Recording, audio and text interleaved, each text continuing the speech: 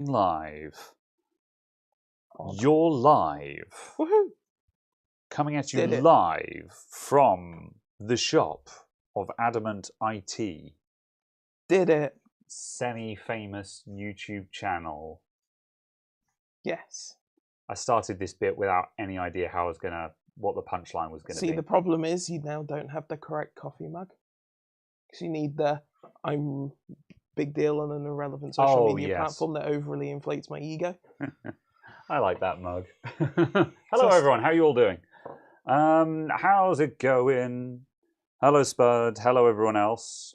Not late indeed. So yes, apologies in advance, Spud. I don't know how much luck we're going to have with this, but we're going to have a look at it. Anyway, how is everyone doing? We've got a show for you today. We've got a couple of bits we've got various bits to tinker with. So we'll talk stuff and tinker with things. Arriving precisely when he meant to. Indeed. I have switched to live chat. Thank you for the reminder. Also, I'll do the bit because Teltac is here as well.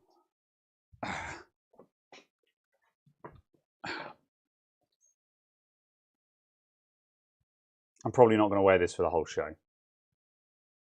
Okay.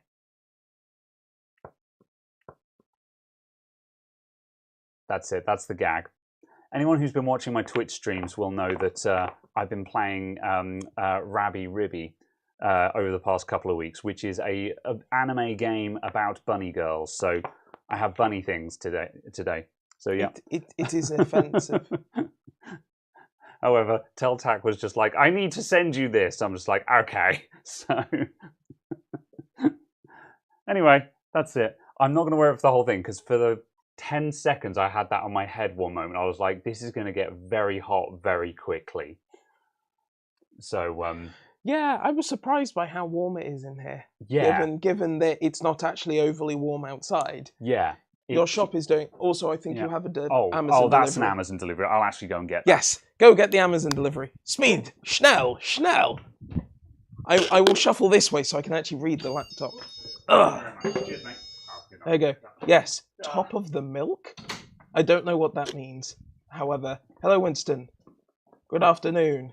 I took the microphone off, but then carried it with me and put it down next to the door anyway. So I don't know why I took it off. Very good. No, I very much shaved. There are no mutton chops.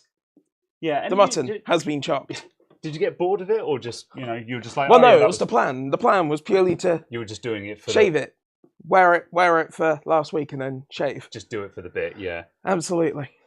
No, I had no intention of keeping it. I was. Fair enough. Unfussed by it. Yeah. So it was just a case. I was just like, Very well. I'm gonna do an unboxing. I can't remember what I ordered. Oh look, it's 128 gig SSD. It is.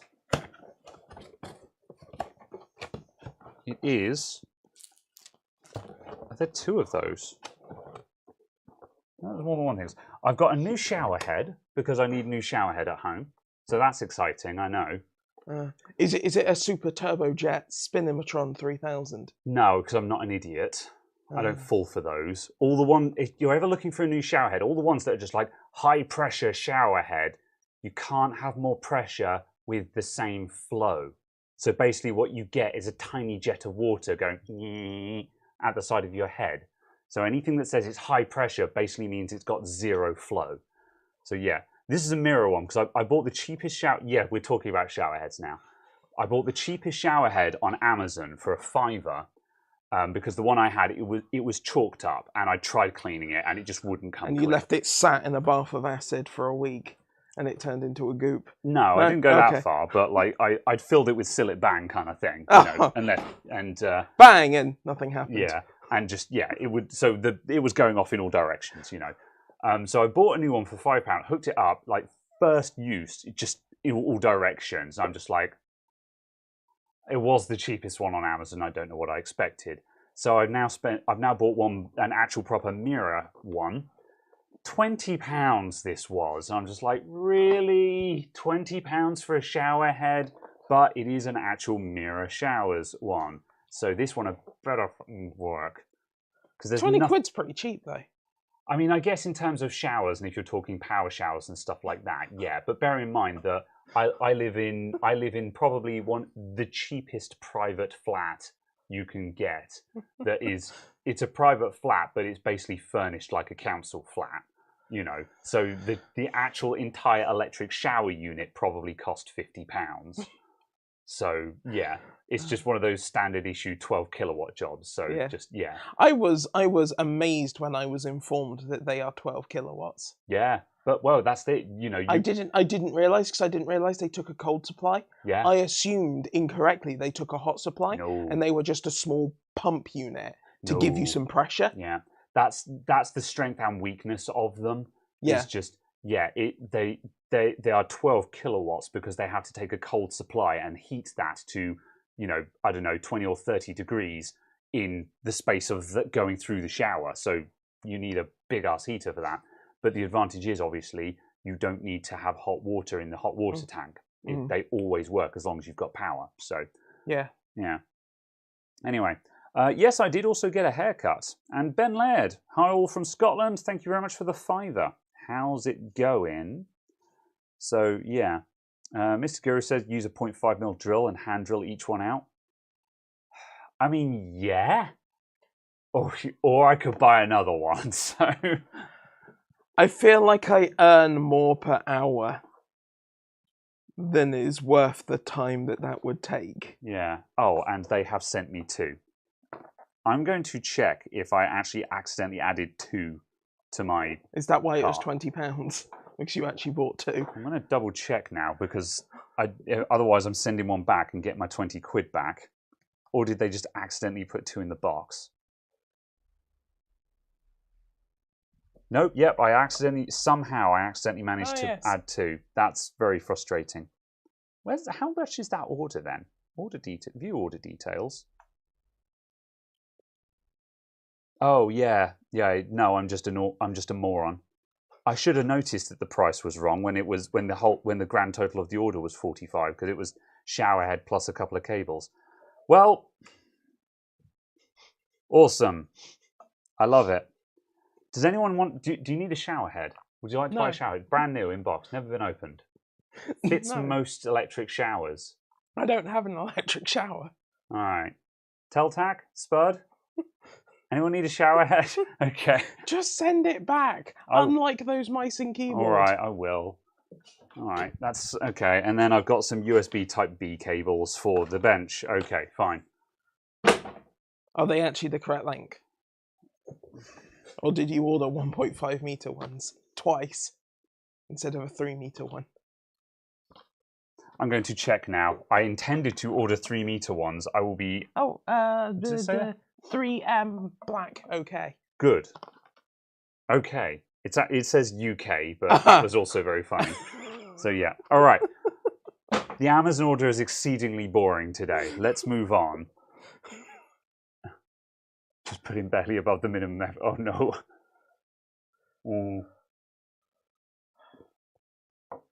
Dual wheel shower heads. All right. All that will do is mean that your pressure is even more anemic. Yeah, probably. I wonder if you could get a Y splitter and just have them both at an angle. So just. Yeah, but then you'd need a pump. Yeah, we're getting into the realms of maybe you could just have a good shower. Yes. So, yeah. Yes. Yeah. All right. Anyway. It's the thing I always find the most disappointing about going to hotels and stuff, is going to the hotel and then being like, yeah, this is very disappointing. Yeah. I suppose I suppose pretty much all of them would just have basic showers, wouldn't they? Yeah. Yeah. It's like, oh. Yeah, it's nice when you stay somewhere that's nice. I know the last time I went on holiday, I was at a holiday house in Cornwall, and they had nice showers there, and just switch it on, and there's an actual deluge from above, and I'm just like,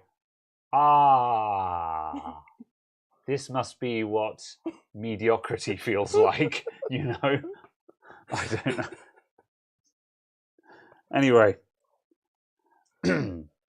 You could use a compressor to pump air into the water hose to get more pressure and bubbles. You could. Oh, okay. Andrew's here to save us with a tech question. Do I upgrade from a 1090? What happened to the preview? Yeah, are we actually at decent quality? Because our preview is Stone Age right now. Is the picture actually any good? Because we are at less than 160p. Yeah, it's fine. Yeah, fine. Oh, okay. Well. Anyway, YouTube is just showing the streamer a 160p preview. Anyway, fabulous. Right. Anyway, Andrew Twinhams says, "Do I upgrade from a 10900K to 12th gen or wait for AM5 chips?" Yes. Yeah. Well, I would. I definitely wouldn't upgrade to 12th gen. No. Given that we are mere days away from the AM5 announcement, at least. Yeah. I mean, also to be honest, I mean, unless you've got money to burn, I wouldn't upgrade from a 10900K. I mean, that's got to be perfectly fine. Yeah. Unless you are genuinely seeing some workflow improvement from like AM5, then sure. But it's also the thing all the horsepower ever, because like again, a 10900K, that thing's got a slap still, you know. Yeah, it's kind of a case of, whilst I'm a really bad example for this, so this is going to sound pot and kettle and blackish. Yes. However, it's a case of you don't need to upgrade just because there's something new. Yeah. So it's a case that if you want to and you can, sure, go ahead. That's your prerogative. Hobby. Yeah. You know, and I'm certainly not going to deride you for it. Yeah. But it's a case of, unless you actually need to, and you don't want to, it's not good value for money per se. Yeah. But if your job or your enjoyment is to always have the best you can get hold of, then sit tight for AM5 first of all.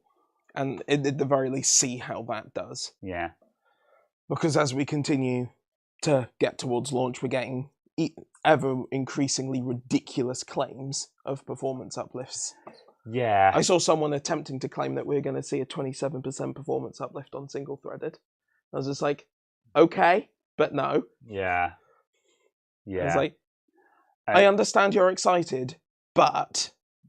There's also been very mixed news about the upcoming Intel chips and what they're, like, there's been rumors flying around of the new Intel chips using less power than AMD in gaming situations and stuff like that. And I'm just like, are you sure? I'll believe that when Gamers Nexus test it, if I'm honest. Because I was going to say, the last thing I saw about that was that is it going to be 13900K? Yes. That was aiming for minimum 330 watt. Yeah. Sort of thing. So I'm just like... Yeah. I don't know how we're going to slice that both ways. Well, yeah, that's it. Like right now, AMD more or less use approximately half the power of Intel, broadly speaking. So just like, I find it very difficult to believe that Intel are going to manage to slash their power consumption and still compete. Yeah. So who knows? We will get real answers when the products are actually released. Indeed. So be wary about rumors, people. They are that. Yeah. Rumors. However, also again, remember, this is why we don't pre-order. We wait for reviews and we wait for people to verify that the new product is actually good. And then you go, that's a good product. I will give my money to this manufacturer now. So in exchange for a product. Indeed. Yes. I will purchase these goods. Yes. I will not give my money to them. Am I going to buy AM5? I don't have any plans to buy AM5 at the moment. Although it depends how it goes, because I wasn't planning. I think what we kind of discussed was a case of if I can sell off what I've got. If you sell off what you've got, you'll then obviously buy AM5 because it will be the newest platform. Yeah. And people will want to buy new platform when they buy a new PC from you. Yeah, I've no plans to upgrade any of my personal computers. However, I've provisionally sold one of the bench computers this week, or the show PCs, but it's the lowest end one that was built from all the refurbished parts anyway. So, that wasn't worth a huge amount, that PC. So, the sale of that isn't going to bankroll a new AM5 computer. However, if I can sell another one, then I'll build an AM5 system to replace them. But certainly I'm not upgrading any of my kit just because I can't justify it. Yeah. So, I'm expecting AM5 to not have a good bottom end, if that makes sense, but a low price option. Just because it does feel like AMD are specifically targeting the premium brand product system, ecosystem setup. I mean, it certainly worked out for them through Ryzen 5000, because Ryzen 5000 didn't have a bottom end right up until like basically the past. When did the 5600G? Well, 5600G it's generous to call that bottom end, isn't it? Yeah, because that's still 200 plus. Yeah. So just they just haven't really needed to do a low end. Yeah. And I'd almost hesitate to suggest that. Well, no, there is a market for it because lots of people are trying to build gaming PCs on the cheap, and the i3, the 12th gen i3, has been a pocket wrecking machine for that. Yeah, it's been. Yeah. However, it certainly seems that AMD are looking at that and going, "Yeah, we don't need to compete with that. Yeah, we own the top end of enthusiast gaming PCs right now, you know. So, or at the very least, we have the lion's share of it. So yeah, we have no need." Overheated and shutting down. Oh no! The camera just died. I think there's a fault with that camera that has come on very recently. Just because it overheated last week. Yeah. And then it did it... Here is the floor! And then it did it last week again when I was at home in an 18 Celsius room. So it's like, it's not ambient temperature that's causing it a problem. Yeah. One moment. So, yeah. Yeah. So I'm just going to power it off and power it back on again and see what happens. Give it a power cycle. In the meantime, welcome to Bench Cam, everyone. Well, that was a bit awkward. But yeah. Yeah, see, it's instantly alive again. Yeah. And if it had actually overheated, then it should be saying, no, I'm still too hot, shouldn't it? Yeah. Is it physically warm? Yeah. In a sense of the normal temperature it is. Yeah. If anything, it's slightly cooler than normal. Yeah. Depends on what direction you want to go in for diagnosing something like that, because like we can start sort of monitoring it with a thermal camera, and we could like have a little fan blowing at it to see if that makes the problem go away. Yeah. It just sort of depends on whether you're going to entertain that or whether you're just going to go, no, heck this, I'm sending it back kind of thing. I'm going to also see if I can find something. No. Oh no. Yeah, fine. Jason Deere says, geez, I thought my TV blew up. You're okay, Jason. Do not adjust your television set. I've changed something that shouldn't make any difference at all. Yeah. But we'll see if it makes a difference, which will be interesting to see. Let's see if we've got output again. We have output again. Yeah.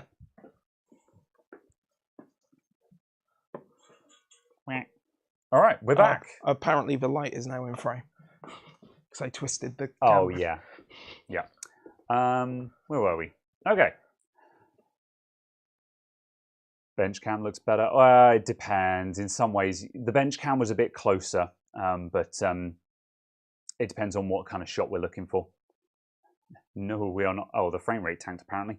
Is it come back up again now? It's in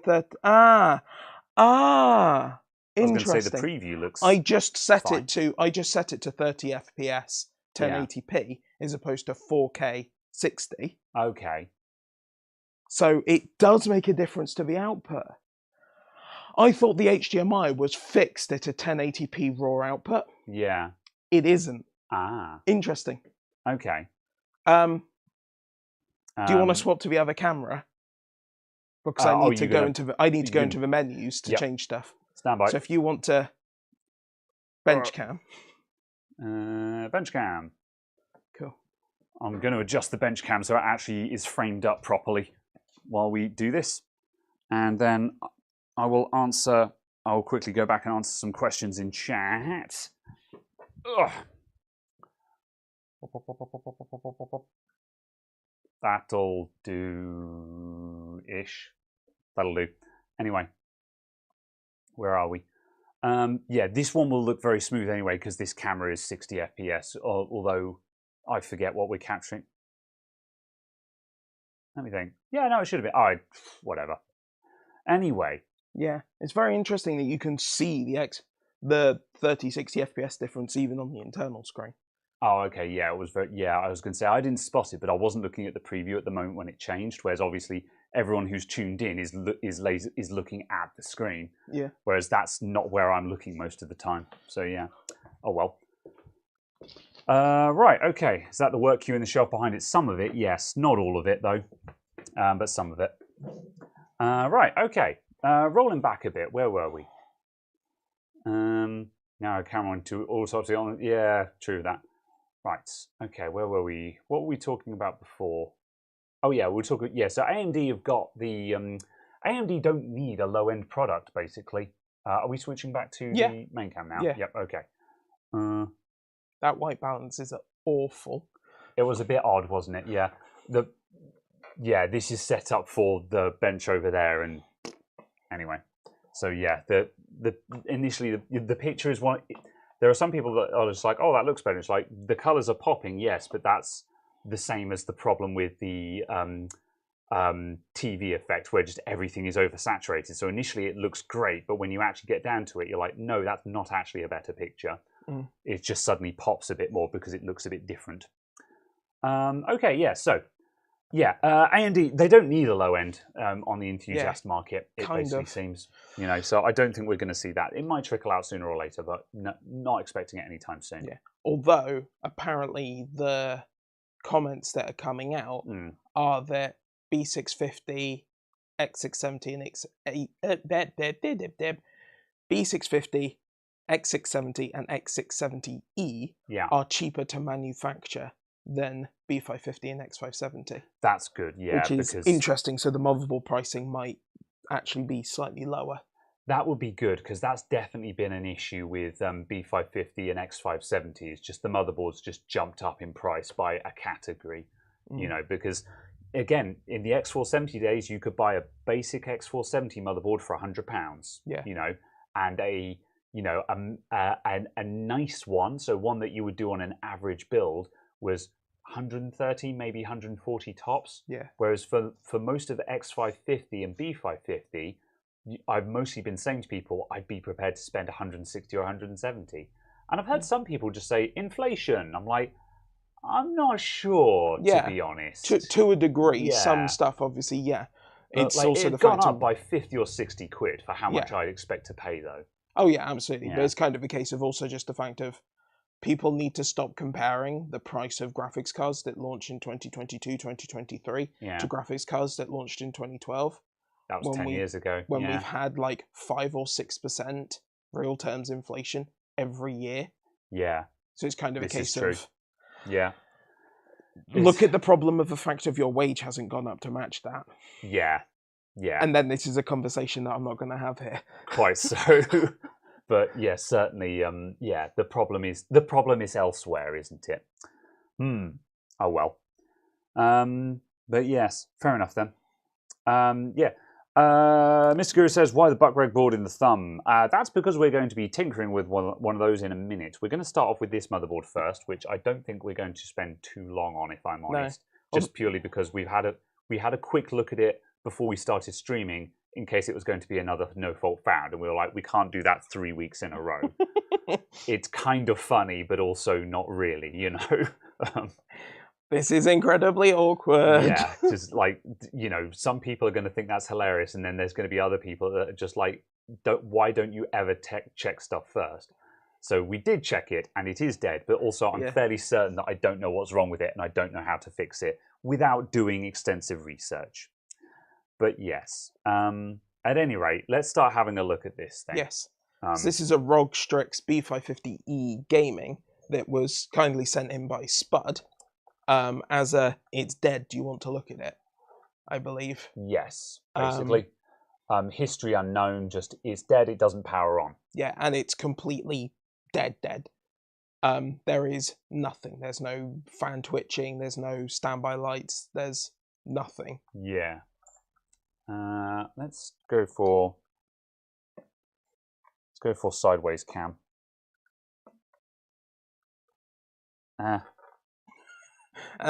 Everything is sideways, so it's like having weird controls where you're like, nope, the other left. Go twist it right to go up. Right. The bubble level is all kinds of wrong, and I'm just going to stop there because it's roughly centered. So there we go. So What does kind of sent in mean? Left on the doorstep. Did you say no, kindly. Oh, kindly sent in. It was kindly sent in. It was very kind of them to send it in. We said, would you kindly send it in? And he immediately obeyed. So, right. Okay. And then beat you to death with a golf club. Yeah. A man chooses. Anyway. Okay. So, it's dead, Jim. So the problem is it doesn't power on. So I'll quickly lob some memory and a CPU in there, and you can see what I mean. And we're just going to do a couple of... oh, you purchased it at 40 quid as an untested. Yeah. Yeah, bad luck, Spud. I see. So, yeah. Have I managed to wrangle the chippings yet? What does that mean? The peanuts. Oh, is it the peanuts? Yeah, the packing peanuts. No, I've not done anything with that. I've just left them in the box. He's going to set them on fire and post them through next door's letterbox. I'm not going to do that. I might just close the box up and just post it back to Spud Nugget, you know. But this... No, just post it to Chris. Here you go, Chris. But like put like a bag of compressed air at the bottom and squeeze it all in. So when he opens it, they go everywhere. You know. Anywho, right. So we'll stick a CPU in there, and we'll stick a stick of RAM in there. I'm not going to bother sticking 2 sticks of RAM in there because spoilers, this thing isn't going to power up. Just before we go a step further than that as well, do you just want to double check the 24 pin just because it's up on the right hand side? As in, this end is quite up. Oh, yeah, yeah. Yes. Right, so... okay, right. So also, before we get started...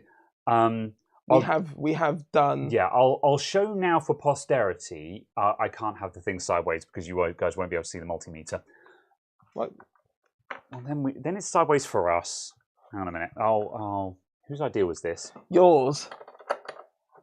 Actually, it was Spud's. He was just like, I'm going to send you in a motherboard. You did this, Spud. This is your fault. Okay, right. Okay, right. The camera is now the correct orientation. So we can start stabbing. Right, put the camera in one place and then move the box to the camera. I'll move your box in a minute. Okay. All right. Right. See? Multimeter.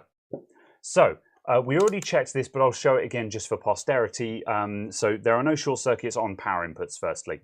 So if we just stab the EPS connector 0 and 12, as you can see, we have resistance there. So no short circuits on the EPS connector. The rising resistance there is capacitors charging up. So that's perfectly normal. And it's slower. It's lower than I expected. It's lower because we've got the power supply connected, so it's charging all of the output caps in the power supply as well. Whereas if we unplugged that, that would skyrocket very quickly. But there's a whole bunch of output capacitors. It will start very low, won't it? Because all of the capacitors are very accepting of the charge. Yeah. When the capacitors are empty, they are low resistance because they start charging, and then their resistance increases as they charge, as they saturate. So yes, it's a case of initially it appearing at 1 ohm sort of thing doesn't actually matter. Correct. It's a case of what it looks like a second or so later. And ironically, this can catch a lot of people out who are using continuity mode, because if you were in continuity mode, it would beep. It would beep for a moment, and you'd be like, oh, it beeped, and then it wouldn't beep, and you'd be like, well, it beeped and now it doesn't beep? What was that all about? Yeah. It was because there was that moment of low resistance, but as the capacitors were momentarily almost a dead short. Yeah. But like half a second later, they were no longer a dead short. And again, I'm going to be making some more board repair videos soon that actually talk about this in detail, because it's really important. Is that I have been using I used continuity mode for way too long. I'll stick some thermal paste on there for good measure. Sure. There's a little bit on the bottom of the cooler. It's not going to switch on, so thermal paste is the least of our concern. It's okay. There we go. There we go. We can annoy people by the choice. Oh no! Oh really? This stuff's going to make a mess. All right, you're putting it on there. Where were we? Yeah. So Where was I? Yeah, so just don't use continuity mode, people, basically. Unless you're actually expecting 0. It's very thick. That'll do. All right, I hate it. A very large P.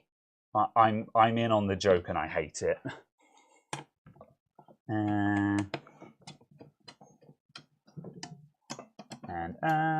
Whoops.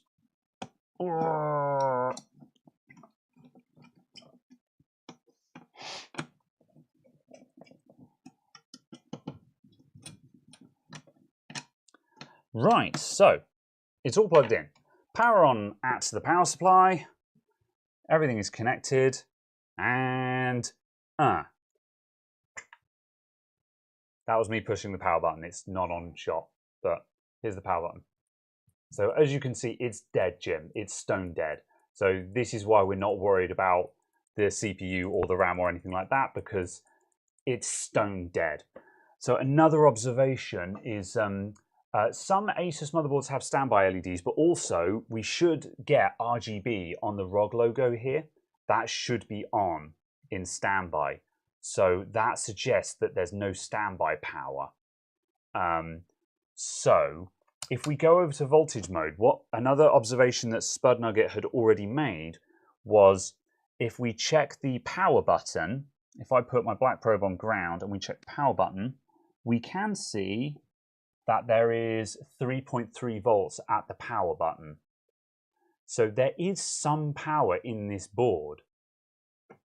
Likewise, I've also checked the BIOS battery. Now the BIOS battery is not great. It's at 3.08, and ideally I'd replace anything that's below 3.1, which is really belt and braces, but I would still do it because CR2032 batteries cost nothing. Just change it.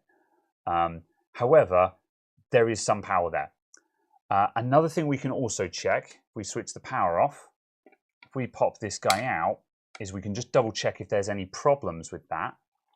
By going to resistance mode, we can check that there's no short circuits here or anything like that. And likewise, we can see that the resistance at the RTC battery is very high, in the order of tens of megohms. So there's no short circuits there either. RSM RST will likely be pin 100. Where is that you're looking, Floor Lamp? I'm glad you're here, by the way, because I've got no idea what I'm doing. Oh, is that 100 of that? I'm going only by the fact of he said is that a Nuvoton IO? Yeah. I. Nuvoton IO, yeah. RMRST will likely be pin 100. Okay, I'll get to you. What is RSM RST? Yes, it's something reset. What's RSM then? There's a diode between the RTC rail and the battery. Yes. Yes. Oh, I see. Yeah, and that's why we're not seeing. That's why we wouldn't see any short circuits there anyway. Yes, I understand. Resume reset. Okay. Yeah. Righto. We'll check that in a sec. The next thing I wanted to do was to check 5VSB, just to see if 5VSB is actually up at the connector. Which I think the answer to that is going to be yes, but I've just observed that because we've got no RGB, that to me suggests that because the RGB will be powered off of a separate RGB controller, which I would imagine is probably discrete on this. I don't think that would actually be part of the, that's not going to be part of the chipset or the SIB IO or anything like that. The RGB controller will be a discrete chip. So that's why if that's not coming on, I know that that's powered off of 5VSB, so I'm assuming that 5VSB is not up. But yeah, if you've got 3.3, then you've got 5VSB. Okay, yeah. I suppose, yeah, because 3.3 is powered from that, isn't it? Fair enough. Okay, fair enough. So let's move to that then. Also, BZ King, thank you very much for the well wishes. Right, okay, so we're looking for pin 100 on this guy then. Fair enough. Right, so firstly, full disclaimers, I've got no idea what I'm doing at this point. If the board was switching on, then I would be starting to look at bad components, BIOS issues and stuff like that. But when we've got a no power issue like this, I have no experience in dealing with this at all. I was expecting to spend about 5 or 10 minutes on this and then put it to one side as a, we need to do further research. So as a record, that's just where we're coming from here. So let's check that anyway then. So resume well reset, standby reset route. Okay, so let's have a look at this guy. So pin 100. So pin 1 is in the bottom there. We've got 33, 65, and hang on a sec, I'm going to have to stick my head under the camera. 65, 97. Okay. Is it worth getting the... I need to move this into a position where I can get to it, because we're probing a very small bit. Check voltage on it before, yeah, check the voltage on that both before and during the pressing of the power switch in button. Okay. And being extremely careful not to short something. Yes. Okay. Right. Fine. Right. Let me turn this around so I can get better access to it. Or actually, can we swap places? Yeah, sure. Yeah, because that gets me closer to that side of the board. Wasn't actually certain if we were going this deep into this, if I'm honest. However, if we might actually be able to determine stuff, then sure, let's go for it.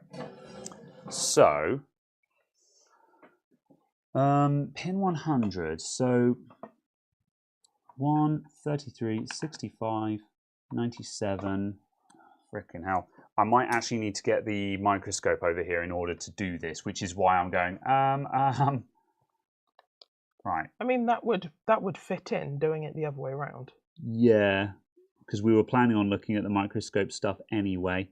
Also, I'm on my old probes because my super fine probes are broken, just inexplicably. Like they've got high resistance in them. There's just like the connection in them is bad or something like that. And I was very annoyed because they were punking me for like I spent an hour going, is something wrong with my multimeter because I'm there's so much resistance in my probes, and I determined that it's the probes that are faulty.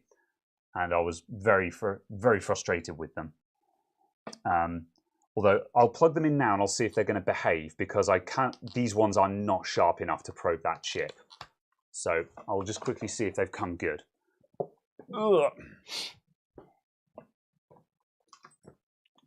So yes, do we know what we should be seeing when probing it? Or so is it what are we looking for here? Are we looking for a short floor lamp? Are we looking for a... Yeah. Yeah. Are we looking to see if there's resistance there, and are we looking to see if that resistance drops to 0 when we press the power on switch or something? Because yeah, I'm flying blind here. Now one more time. Okay, right, and okay, good. These are behaving. I think. Yeah. I think what floor lamp is looking for is to see if RSMRST is high. Okay, so let's do that. If it is, does it go low during the button press? That. And yeah, that is on. Yeah, okay. Okay, right. Do I have a ground? I've got a bad ground. Okay, let's find an easily accessible screw hole that's not in my way. Right, pin 100 then. So that's 97, 98. No, I need the microscope. I can't deal with this. I was trying to see if I could blag this, and I'm just like, no, this is dumb. I'm actually gonna short something trying to do this. Should we swap what we're doing and do the mod to the microscope and then come back to this? We're okay at the moment because I've got all the wires on hand that I need, and we don't need to set up capture. Yeah, okay. So, although we could, yeah, I don't know. I'm not sure. Yeah, we'll have a look at this. Yeah, as I say, I'm not going to lie. I wasn't planning on this, so I don't know how comfortable I am getting too deep into this. I didn't communicate very well with Spud Nugget in advance for this. He did tell me what was wrong, but I was kind of like sort of yeah. I'll worry about this when it shows up in the post. Yeah. What are you? You're nothing. Cool. And then, yeah, obviously when we had a look at it beforehand, I was kind of like a case of, okay, this is not something that I'm already familiar. This is not a fault I'm already familiar with. Yeah. So, however, at the same time, yeah, I want to learn this stuff, but learning it on a live stream is not quite what I had in mind. Oh my days. Almost there.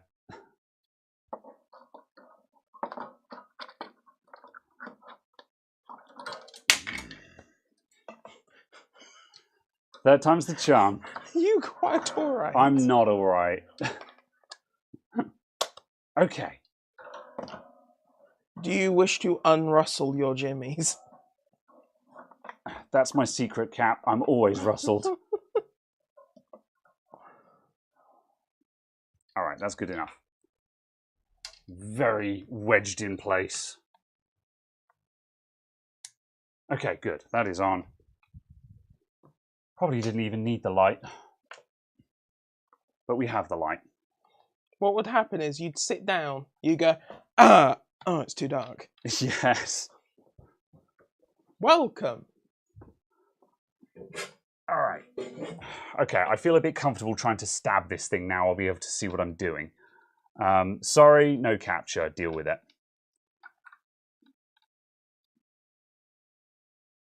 There we go. Right. Oh, it actually says on the board, on the silk screen. Ah. Yeah, that's how the way you were counting those numbers, I was like, that's not how counting in 33s goes. No, it's quite common for QFN chips like this one in the bottom corner. Let me come in a bit closer just so you guys can vaguely see what I'm doing. Yeah, it doesn't work. Yeah, because screw you. The way that QFN chips like this work is they'll have pin 1 is marked, and then here it's got 33, then 65, then 97, showing an approximate position of the pins. So I can fairly quickly ascertain where we need to be. All right. Okay, right. One thing at a time, people. I can see other suggestions coming in, but one thing at a time. We're looking for RMRS. What was it called again? RSM, RST. Yeah. All right. So, 97, 98, 99, pin 100. And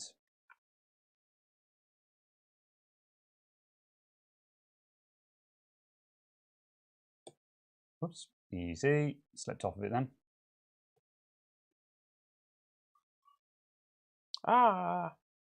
That's why I'm confused. All right. It's at 1.1 volts. And could you just press the power button for me? 1 second. And hold it. It droops by like 11 millivolts when the button was down. That was assuming that I was on the correct pin.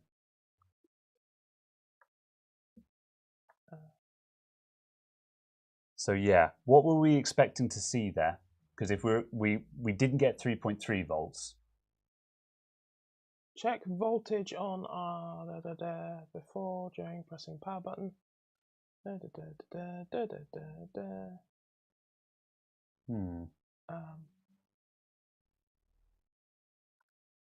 don't know. So what? Sorry, what did it do? 1 point what? We had 1.1 volts, and it dropped by like you're expecting 3.3. Yeah. I mean, I'm assuming I'm in the right. Am I going to have? Heck. Yeah. Okay. Capture. Yeah, we'll go a little bit longer with this. Otherwise, I'm kind of in the stage of this is why we don't do live repairs, especially when I don't know what the hell I'm doing. That's the stage I'm currently rapidly falling into. Is a case of yeah. We had a look at this in the pre-show, and I looked at it and said, nope, I don't know what's wrong with that. That's always a concerning comment to follow up what you said with floor lamp going, I suppose it could be 1.1 volt logic level, but then I'd already be out of ideas because I've never seen that. It's like, oh no. Hmm. Is the Super IO getting mildly warm? No. Whoop. All right. You capture. No.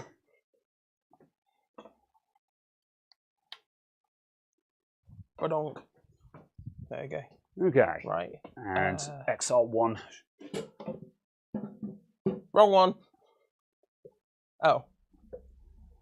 You'll need to make it visible. Oh, you'll need to move it above. Huh. Oh, There there we it go. is. I just needed to deactivate and reactivate. There you go. Okay. Right. So we're in the top left of it. So am I correct in going that? Yeah. So this pin here should be 97. So then that would be 98, 99, 100 at the line. That's so that would be pin 100 at the line, is my assertion. That's what I'm going with. And I'll probe that again just to make sure that I had that right.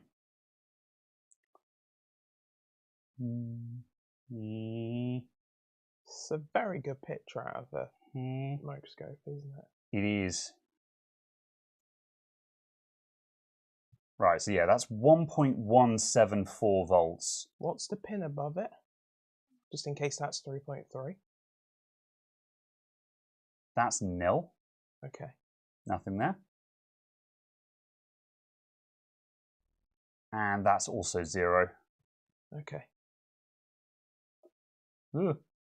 Yep. Yeah, and that one's 1.17 high. And again, just hold down the power button for me. And that drops to 1.163 when you press the power button. So that's more or less all we've got.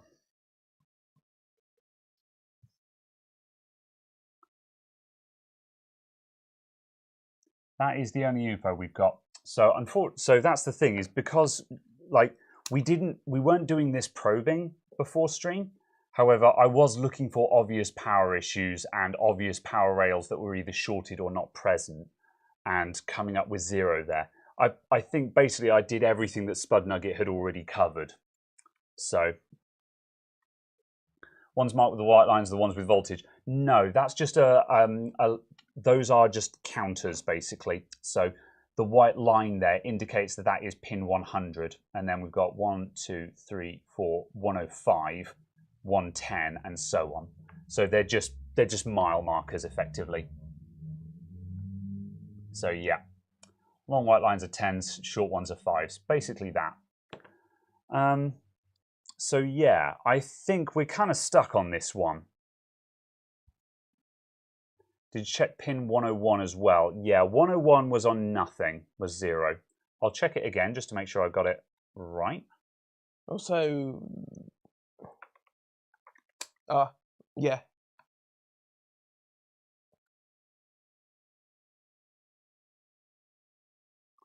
Not 100% sure on the... Oh, okay, yeah.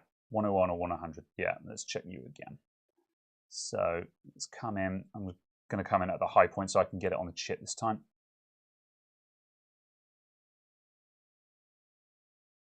Whoops. Come on. There we go. Yeah, that's 0. So can you probe? I'm just going to turn that off just because I think I just scratched a bit of metal there and I just want to make sure that I didn't just bridge those. Get out of there. There we go. So what happens if you're probing in voltage mode on a pin and you turn it on or something? Can you cause a problem by doing that? Well, that's the problem, is you can send voltage where you're not supposed to. Yes, that's 1.1. That's 0. Is it? Hold on. Is it still 0? Oh, hold on. Hand press it. Yeah, that's 0. Okay. Yeah. So yeah, there's no one at home on those pins. Yeah. So fine. yeah. Okay. 104 on the first marker. Okay, we're sort of. I feel like we're falling into guesswork here. Which again, I'm interested in learning this, but now's probably not the time. That guy we can come up to there and get a read on him.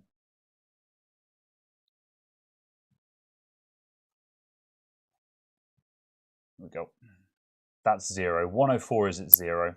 And still 0. 0 with power button as well. Yep. Yeah. 101 and 104 are 0 with or without power button. 101 is going up to there. Let's get a reading up there where I can get a nice thing. Again, just for anyone, one of the things about microscopes is they make everything deceptive. That's my little finger. That's the scale we're working on here. So if it looks like I'm being very slow and painful, that's my little finger. That's not my thumb. That's my little fingernail. That's what we're dealing with here. So please excuse me if I look slow. Right, you're going up to there. These probes are literally needles. That's 0, and with the power button, still 0. So, and that one, that looks like that goes into a veer, so I can't probe that from anywhere else anyway. So, yeah. A couple of people have suggested forced power on. Yeah, I mean, even if you did that, that wouldn't tell you anything. Because I've done that with boards before. I've jumped the power on pin of the power supply to ground while it's plugged in, and the power supply may well turn on, and you may well get some other signs of life from the board. But if the board wasn't ready to switch on, it will still be brain dead. So that doesn't actually do anything for you. It doesn't prove anything. So it doesn't actually achieve anything with regards to figuring out what's wrong with it. It certainly wouldn't start at any rate. You tried to force it on and the chipset exploded. Oof, yes. I was going to say that's what I feel like would be the likely outcome of doing something like that. Yeah, that could definitely cause problems. You'd be doing weird and unintentional, effectively voltage injection. Yeah, potentially, because if it doesn't want to turn on, there's probably it might be because something is broken, but there also might be a reason because there is a fault that is preventing it from turning on. So, yeah. Okay. Put it in a frame, put it on the wall. Yeah, maybe. I think this is one that will need. I think this is certainly one that will need a bit of research first. I think we should come back to this. Okay. Yeah. I think this is one where we actually need to sit down and look into it a bit more, because that was kind of my suspicion when we were looking at it beforehand. Typical flow is this: Super IO gets the PSIN from the power button. RSM RST gets deasserted and does some checks, then releases pin out power button and power supply switches on the PSU. Yeah. If you force PS out, you're removing one line of defense. Yeah, that makes sense. Look at the main crystal oscillator. What for the Super IO?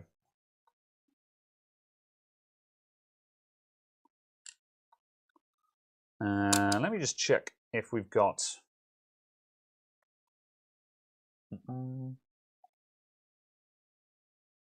Whoop. That's wandering wildly. I don't know what the pinout on this guy will be. I'm just looking for. Okay, we've got a. Oh. I think the power supply just turned off. Oh yeah, no, it was one. Oh no, it was my finger on the probe because I'm an idiot. For a minute, I was like, "Oh, there's a solid 35 kilohertz there."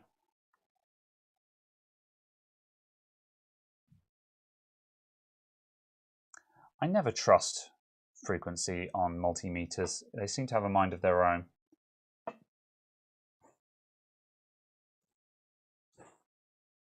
Not finding anything around the crystal, but again, I'm not sure if I'm probing this guy correctly because I'm basically just probing it in frequency mode to see if I can find the oscillator frequency there. But I'm grasping at straws here, and I think to continue, I need to sit down and go over this bit by bit. Learning at this level takes hours. That piece of metal over the top of the left pin. It's just a bit of something. Yeah, it's a bit of fluff or something. So yeah.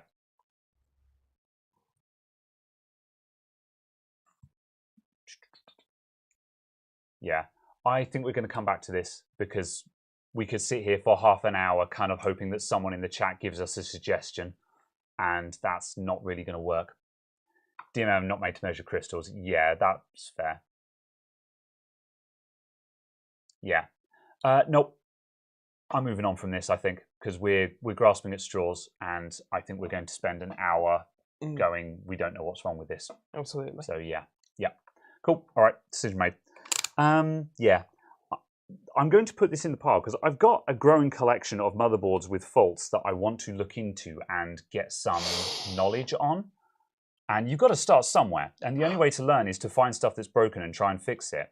However, as things stand, we don't know where we're going with this. Yeah. So, yeah. Cool. All right. No, sorry, Spud. I've not got any ideas at the moment. The fact, I think Wild Floor Lamp has given us some ideas of where to get started. Although he also pointed out that apparently there's no datasheet available for this guy.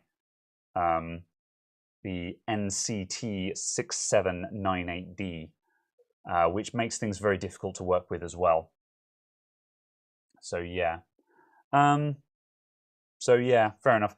At the very least, what we can tell you is you didn't miss anything obvious. I can tell you that much. But yeah, I think you have already determined anything that we could have determined as well. Yeah. Okay. Do you want to switch us back onto the main cam for now, and we'll switch over? See. Yes. Live gamer. Yeah, that's the one. Cool. Okay. Right. All right. Well, we're going to tinker with something else. We've got a couple of other bits and bobs that are not as exciting as this, but we thought this was worth a look at just in case we could be like, oh, actually, there's something to go on here. But yeah. There is a datasheet for that one. Okay. I mean, it might help. So yeah. Okay. Right. So I'm going to move this to one side. Huh? Indeed. Right. And then what are we going to do? Well, we may as well do my microscope power mod that I want to do.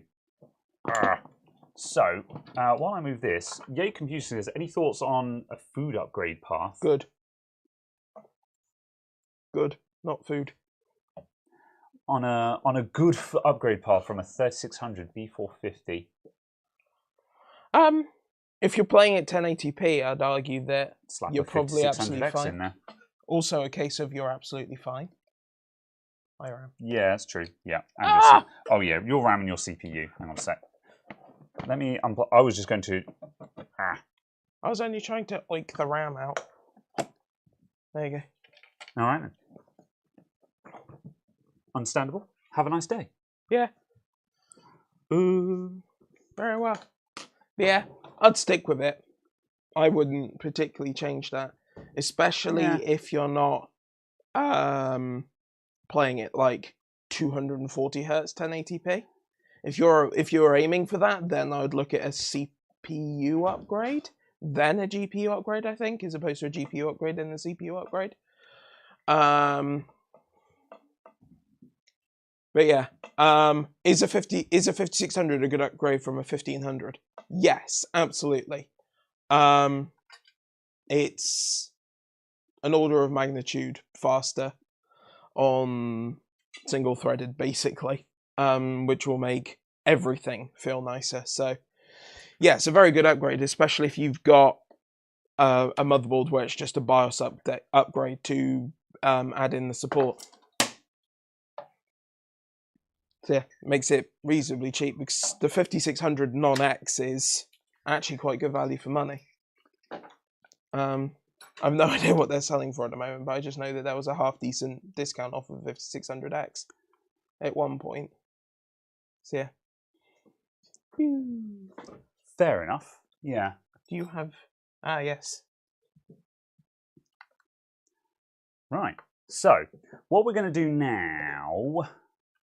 So what I'm going to do now. So this microscope setup. This is an Andon Star. It requires a bit of a spaghetti of cables going to it at the moment. So we've got HDMI cable for the HDMI capture. There's 5-volt USB to power the scope itself, and then there's 12-volt going to the microscope light underneath. And what I want to try and reduce the number of wires going to this, just so because it requires 2 sockets straight away, which is a pain in the ass. So what I've got this tiny little buck regulator chip. I bought a pack of these, and I'm going to mount that on the light and get a 5-volt supply out of the light into the scope. So then this one 12-volt adapter powers the whole rig. Is this going to be able to supply enough current without needing any sort of heat sink or something on it? Heatsink, I don't know. I would have thought so, because like the LEDs, the whole thing is only going to be using like 500 milliamps, something like that. Okay. You know, and this thing, I think this thing was rated for 1 amp, 2 amps, something like that. Oh, I see. So if you're using it at like 50%, then that's it. There shouldn't be too much heat. Yeah. So you can get bigger ones that have got higher current ratings on it, but it's not using very much power. Yeah. I tell you what though, I didn't actually measure it, and now you've put doubt in my mind. But hey, if it goes bang, then it goes bang.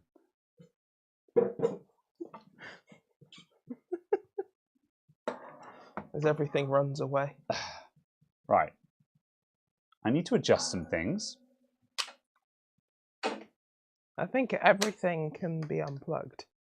That needs if you need it to be there. Right. The problem is that the wire rack that I've got here is the IKEA one, and it doesn't go low enough to actually clear power adapters. So you have to kind of bend things out of the way, which is why it's super jank, and I keep dropping it. And I'm just like, I need to find a better solution than these. They were not the best purchase I've ever made, if I'm honest. But I haven't seen anything better yet, though, is the thing. All right. Which Andon Star have you got? It doesn't say on it, however, sorry. However, I happen to have a box right here. Box here. It is the AD407. The AD407. And it's for the amount it costs, I feel like most people should probably be looking at binocular microscopes. However, for getting a HDMI capture on a screen, I mean, you guys have seen the picture. The picture that it actually gets is really good. So to that extent, it's very useful. How much are they? They're about 400 quid, I think. And yeah, as I say, you're sort of getting into the realms of, I think you can get modest binocular microscopes for that money, but I haven't actually looked, I will admit. Yeah. So I guess if you're obviously not doing streaming and recording and stuff, then those ones make sense. But obviously, because this has the very easy HDMI capture, that's why I was interested. For these ones make a HDMI output so straightforward to do. You don't need to buy a separate camera for them or anything. You literally just plug your HDMI into the top of it and go into a capture card, and you're off to the races. So. Right, I'm going to move this. Is this the Andon Star is €255 in Germany, or a binocular is? Just because obviously that's a. I mean, Andon Star have got various models, so that's a decent price. Yeah, just by comparison, there.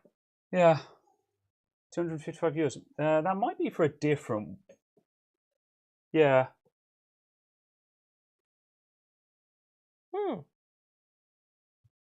Don't know. I didn't look in detail. I just sort of I quickly smashed it into.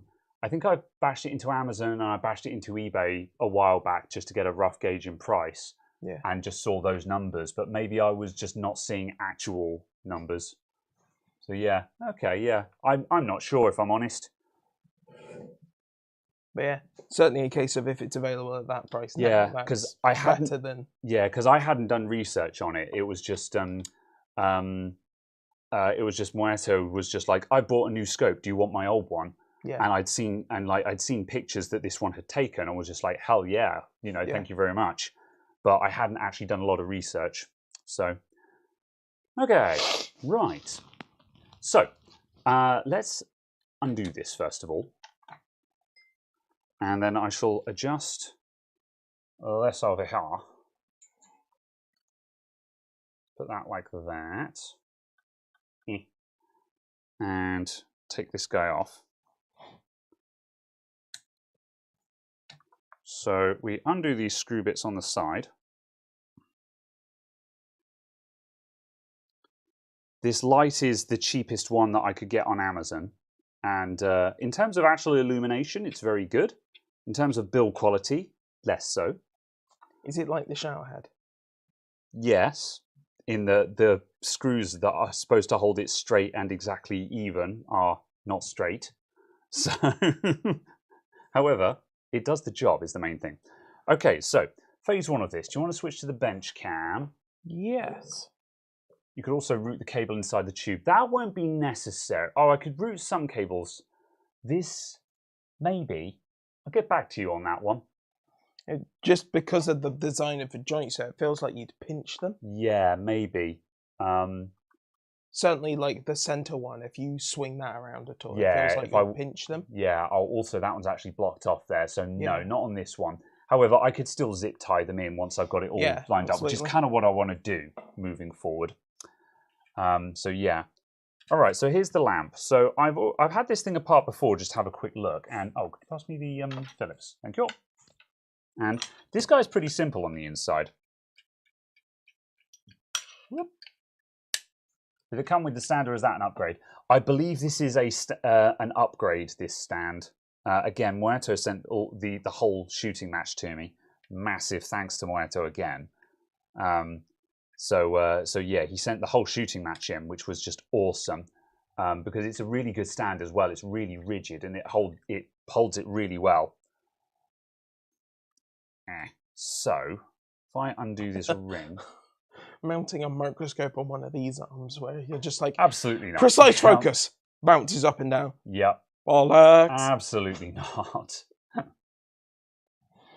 Yeah. Oh, that's... Yeah, so 119 euros including VAT right now. That's not so bad then, yeah. I don't know where I was seeing those numbers then. Maybe I was looking at a different model. So, okay. So, right. This guy here, is there a screw holding that circuit board down? I don't think there is. So there's a circuit board in here, and this has basically got a very simple. LED driver board in here that is taking a 12-volt input and then driving this LED array.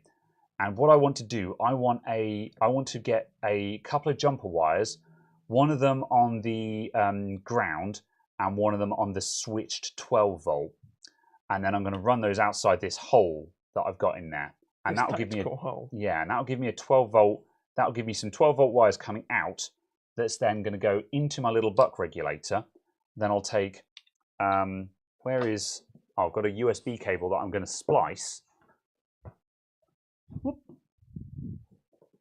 Here is a USB cable, and I'll cut this guy open and I'll splice the wires onto the other end of that. So I'll basically have 12-volt coming out of there and then a 5-volt USB wire that goes into the microscope. Nice and simple. And so as a result of that, the microscope will effectively be powered from the light, and thus the whole thing is powered from a single socket. So that's what we're aiming for here.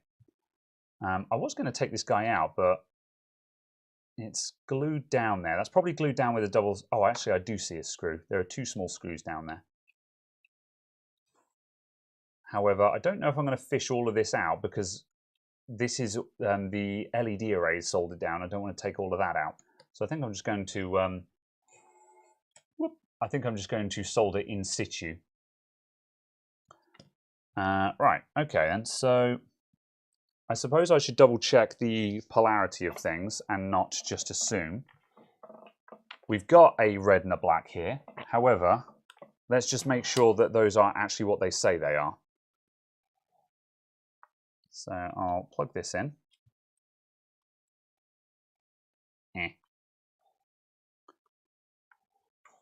And I'll put my multimeter where you guys can see it as well. So let's go black and, oh, probe's the wrong way around. Black and red. That's a 24 volts. It's on millivolts at the moment. There we go. 13.5. Bloody hell, that's a bit of a hot power supply. Oh yes, this is my... Does that sag a bit if I turn it on?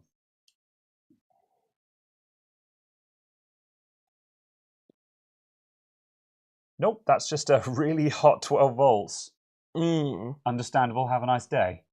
That's fine. I mean, this is why we're putting in a regulator board. You know, the regulator board will just account for that. So what range does this have? I believe I think its output range is like 1 volt to 7 volts or something like that.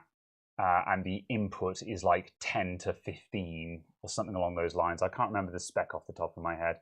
And do you set it with that little bit? Yeah, that's right. There's a little screw there, a potentiometer. So what we'll do is we'll wire that up.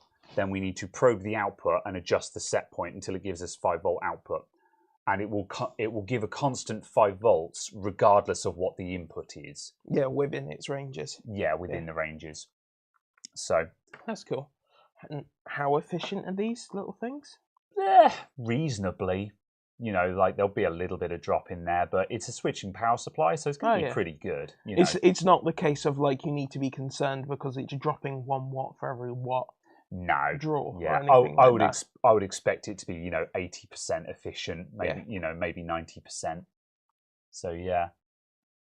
Okay. So I want to double check if this is switching the 12 volts or the ground. So we can easily test this just in continuity mode. So let's drop the power. So this is the time where continuity mode is useful. When we're not measuring resistances, we just want to know what's connected.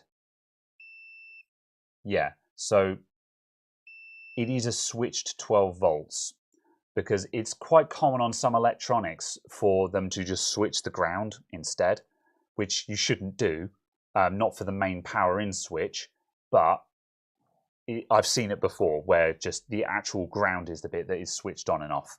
So why would you do that? Probably because, especially in like LED lighting and stuff like that, you're often driving the cathode.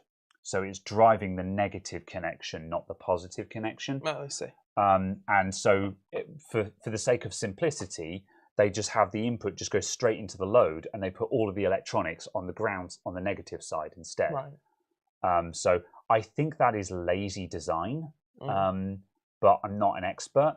But yeah. So, Winston, you're beneath my mention. Is that what you're smiling at? I was waiting until you noticed. Yeah. Fine. All right. So, I'm going to solder some wires into that. So, we only need a small amount. We're going to come out from there and go around to the top. So, that should be enough. We need heckin' pliers as well. Be right back again. Imagine having your equipment in a state of preparedness. Oh, yeah. My obsession with wanting to do interesting things on the stream, and we have this conversation every time now.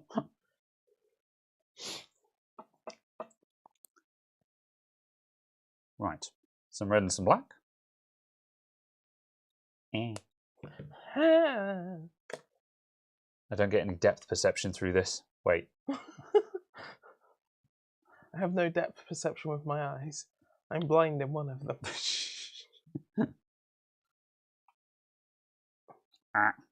Right, while I do this... These glasses are just for looks, you know. There's not even any lenses in them, yeah. See? Ow! That came up recently and I can't remember where. Oh my god, I need the solder spool as well.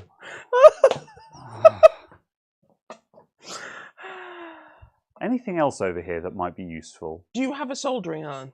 Yes. Do you have a tip? Yes. I've even got power to the soldering iron. Ugh. Right, where were we? So, stuff that was going on. So, something that I think is an interesting topic. It popped up in chat earlier on. I'm like, you know what, let's talk about this. Let's give some opinions and potentially some hot takes. Is GN sort of turning around and being like, yeah, we're just treating Linus Media Group as another manufacturer now. Yes. Yeah. It would be incredibly hypocritical for them not to. It would be incredibly hypocritical of them to not to. Yeah. Yeah. And like I agree with that. But yeah, I don't know. It's also an interesting thing just because of the whole situation. So, like, I guess I am completely bewildered by the situation. Yeah, I think that's. I'm looking at this going, genuinely, is Linus okay? Well, this is the interesting thing because obviously the original problem was just the backpack warranty fiasco, where they were essentially doing a gentleman's agreement warranty, and like. When you start off small and you're selling merch T-shirts, I guess that's what you do. You know, someone, you know, like if I started selling T-shirts and someone turned around and said, "What's the warranty on the T-shirt?" I'm going to be like, "It's a T-shirt, mate. What are you going to do? Take it back to the store?" You know, who does that? And so I guess that's where that attitude stemmed from. But then the flip side is, once you're making a $250 backpack, you're kind of beyond that point where you're actually providing something that is a reasonably high-value luxury item, and some kind of guarantee is kind of needed at that point. And I think the problem was that Linus seemed so utterly surprised that people expected that. Yeah. And I think that's what gets me, is just like, you know, I don't understand why his answer was anything other than, oh, yeah, okay, we should probably have a proper warranty on that. Let's get that sorted. Yeah. You know, it's not that no one trusted him, but it's just like, you know, I said this in the Discord. I said, you know, like when he's dealing with sponsors, does he expect just a handshake and a verbal agreement there? Yeah. No, of course he's got bloody contracts. Yeah. You know, do they trust each other? Yeah, they do, but they still have a contract. Yeah, and that's absolutely. what the warranty is. A warranty is a contract. It's a guarantee of quality, isn't it? Or what is a warranty at that point? It's a guarantee of service in the event of a problem. That the thing will actually work for a period of time. Yeah, I guess. Also, I'm just going to connect the wires directly to the connector, not to the switch. You might want to use the microscope without the ring light. Oh, yeah, no, I did think of this. In the event that comes up, I can still turn the brightness of the ring light down to 0.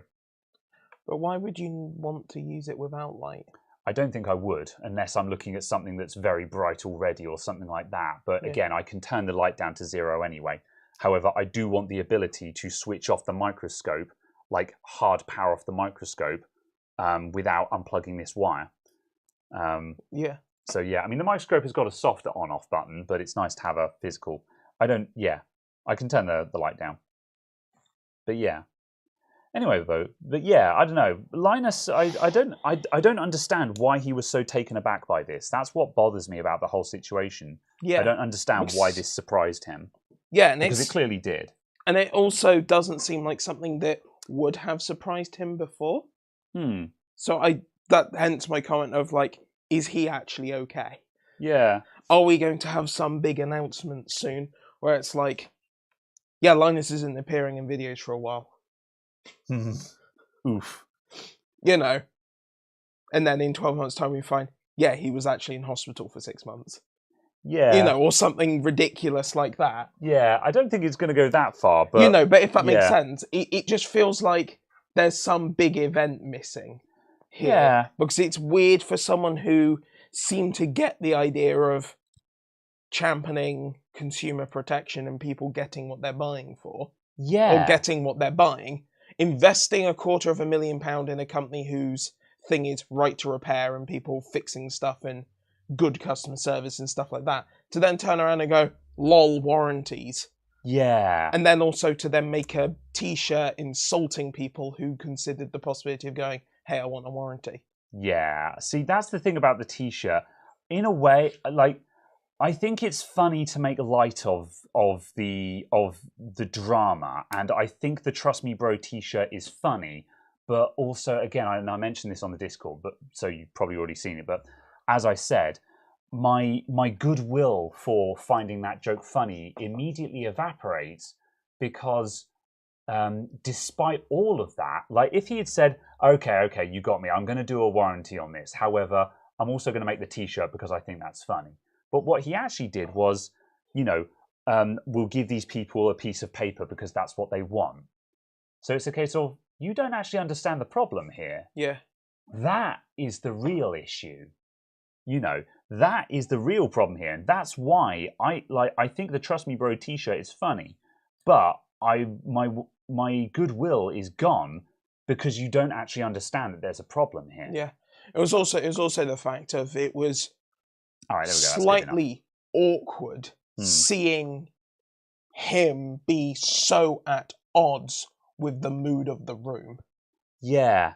And seeing him be so counter to Luke's position. Yeah. And also being so unwilling to listen to Luke. Yeah, like given I think Luke needed to speak up a bit more, if I'm honest. But on the flip side, it was very clear that he disagreed. Oops. Like it didn't take a genius to see that Luke was just like, no, I think you're in the wrong here, kind of. That was clearly his impression, and I think Linus just completely failed to read that and be like, Yeah, and I don't think it's Luke's position or job to save Linus from himself. Yeah, and perhaps that's why he didn't. He was just like, do what you got to do, man. It's your show. Yeah, absolutely. But I don't know. It's this is the thing, and this is the reason why I think this is an interesting topic. Not because I'm interested in drama, but just because it is an interesting thing. Is like, what's actually going on? Because this seems like such an open shut case. Like I'm not trying to bury Linus or anything. I'm not trying to drag him.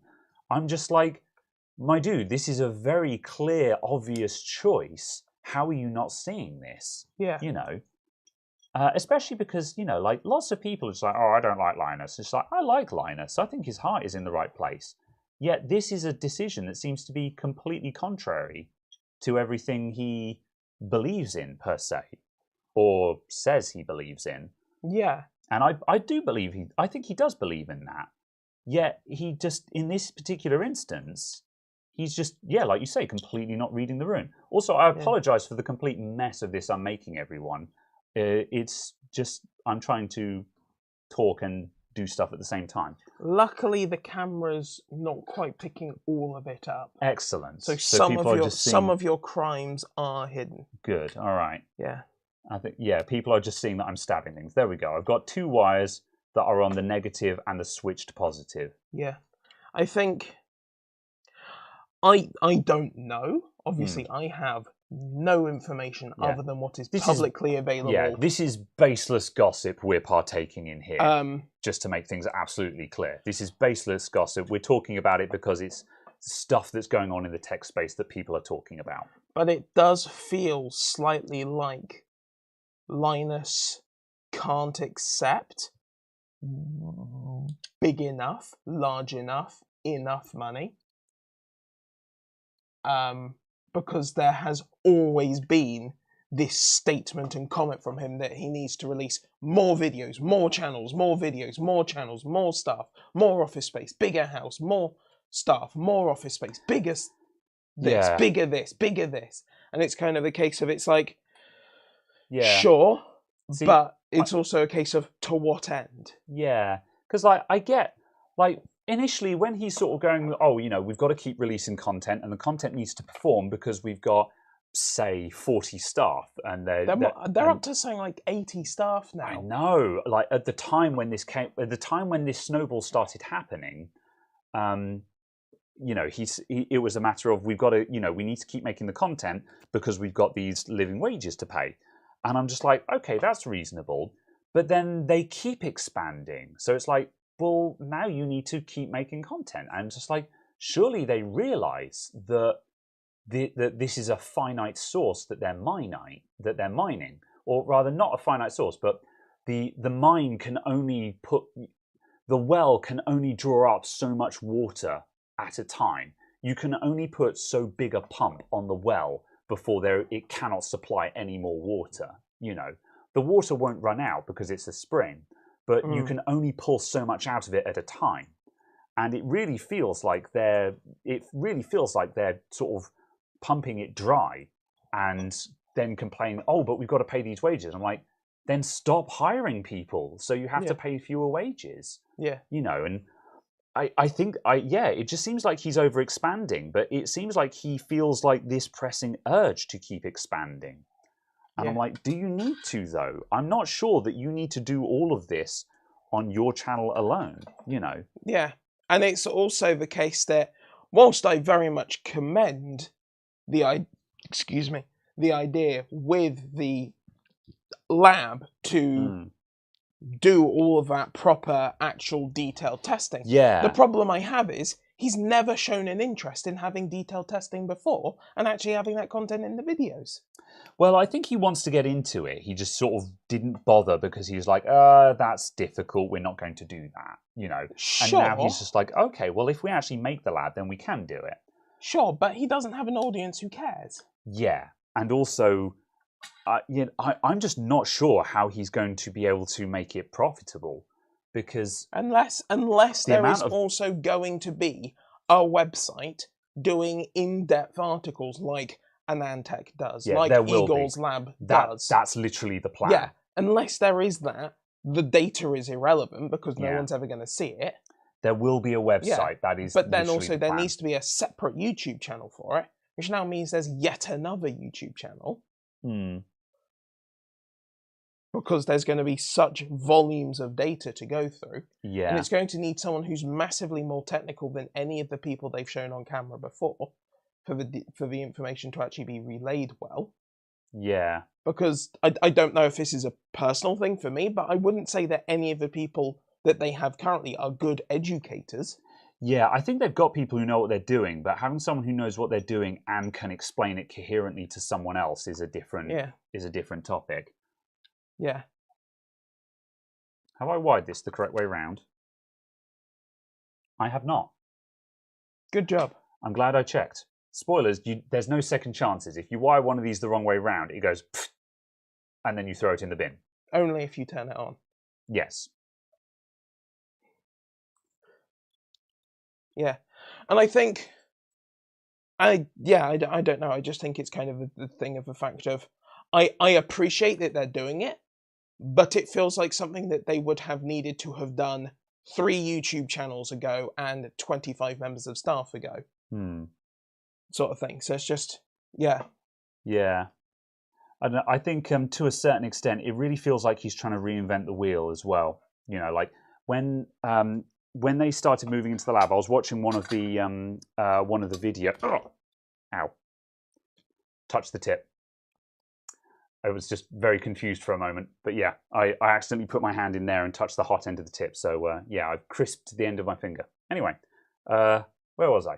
Yes, reinventing wheels. Yeah, they were doing a vlog of one of the of walking around the new lab space, and they were showing where the product development was and stuff like that. And some of the stuff that they were showing like sort of cable tidy clips and things like that, and they were really going into the R&D of like what makes a cable clip and things like and that kind of thing. And in a way, the screwdriver is a kind of an example of this, where they've put in so much R&D into making this perfect screwdriver. And I'm like, I'm sure that is the perfect screwdriver, but also it's just a screwdriver.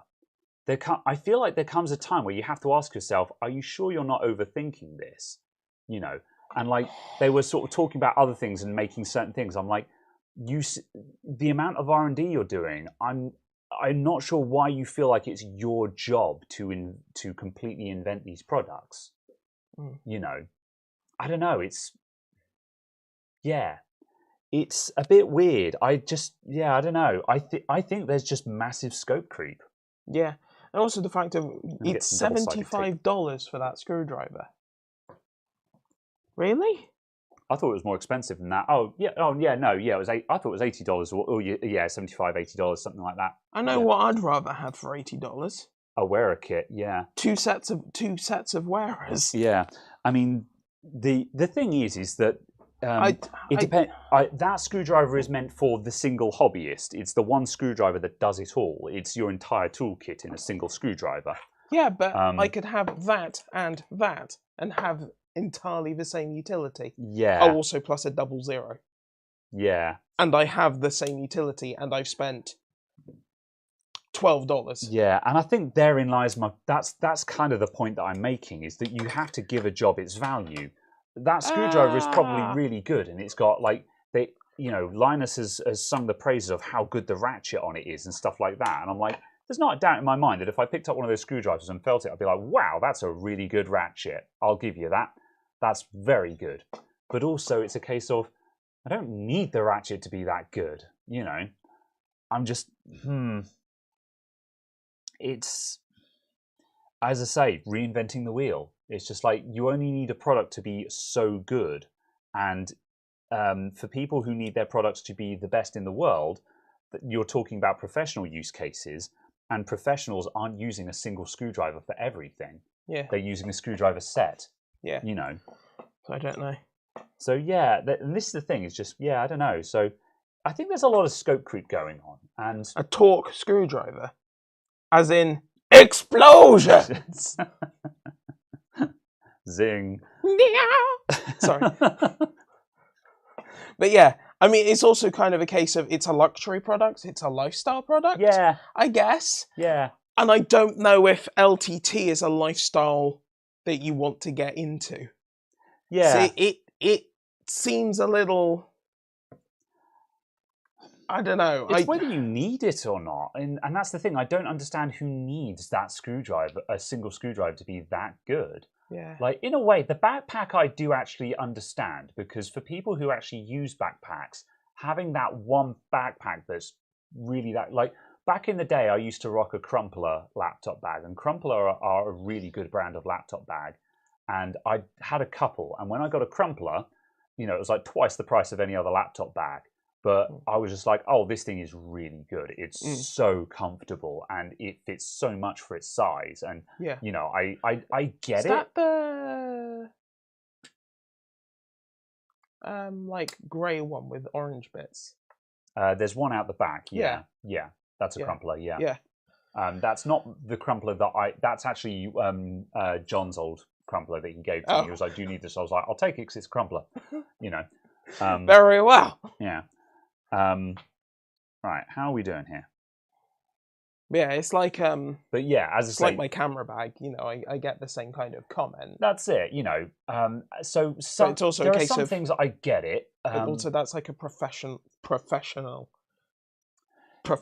camera bag, and it was like £100. Yeah, but then also like this is the thing. It's just like, you could use the LTT backpack as a professional bag, and in that case, $250 is a reasonable price, and that's fine. But therein lies the issue, is that you could use it professional, and that's why I get it with the backpack and the price of it. I'm like, that's fine, to be honest. I get it. Yeah, I guess, but my comment is kind of the fact of, that is a professional backpack and is less than half the price. Yeah, although I would wager it has a lot less utility, but I don't know. Yeah, however, absolutely, this is semantics argument, but by comparison, the screwdriver, you wouldn't use that in a professional setting.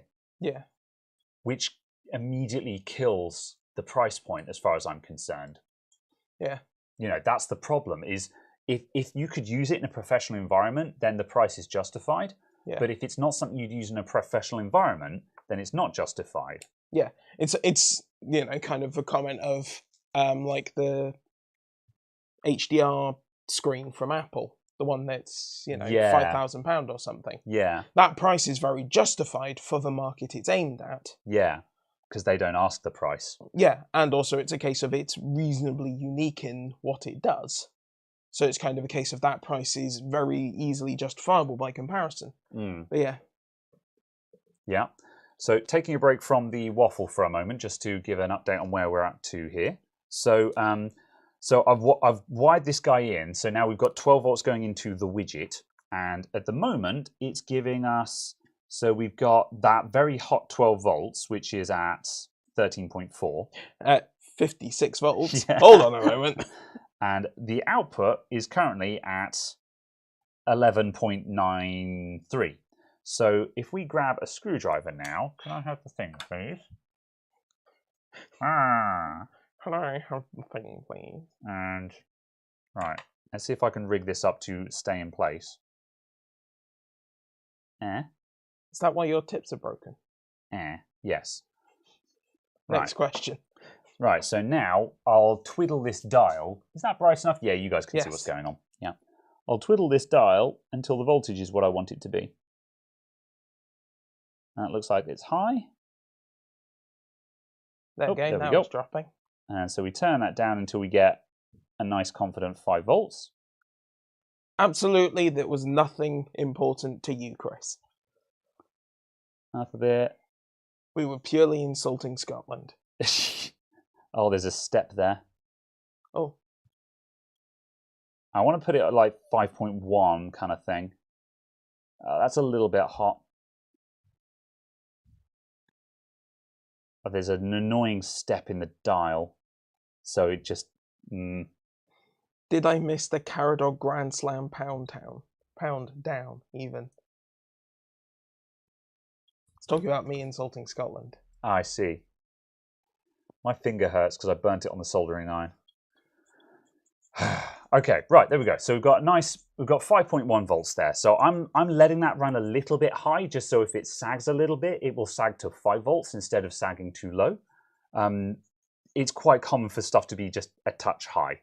And then that means that, after we lose a little bit of wires and stuff like that and joins, it's going to get a nice confident 5 volts into the thing. If you have a look at most 5 volt USB supplies, you'll probably find they run a little bit hot at like 5.1. Fairly standard issue there. So let's take those out. Whoop. How very dare you, Loeb? Turn that off. What on earth are you guys talking about? I believe now? Chris is attempting to communicate in English. Right, so now I'm going to chop up my wire. Next in the LTT store, new fingertips. Yeah, and I and also all of this stuff that we're talking about. Again, I want to make note that I like Linus Tech Tips. I don't enjoy all of their videos, but overall, I enjoy the channel as a whole, and there is a decent amount of entertaining content on their channel that I enjoy. Again, some of their videos, I watch that, some of their videos I'm just like, nah, that one was a miss, mate, sorry. But, on the whole, I enjoy the presence of their channel, and obviously being the size that they are, it's good for media to have a decent amount of clout. So when they find something or say, hey, we want X, there's enough clout there for the industry to actually go, all right then. We'll do that then. And so I think, all of these comments we're making, I'm very much coming from a position of concern and wanting them to do better kind of thing. Not being a hater, I'm being a,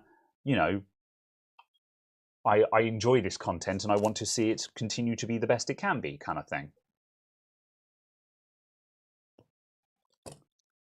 Yeah, I've kind of gone off of it a bit, I think. Yeah.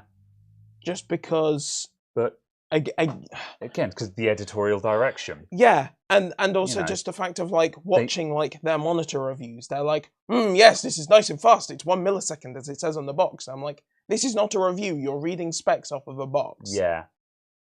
Yeah. And I think... I think the real crux for... I think the pivotal part of LTT as a channel will be if the lab actually means that stuff improves. Because in theory, once they've got the lab up and running, they're actually going to be testing this stuff properly. And I think at that point, they'll be able to turn around and be like, right, now we have the lab, we can actually test these specs properly. So here is the test results that we did. Mm-hmm.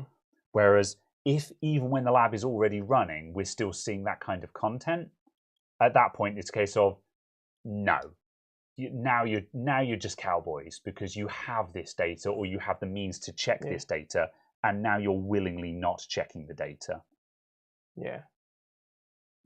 Yeah. And it's the thing that is very difficult to do is to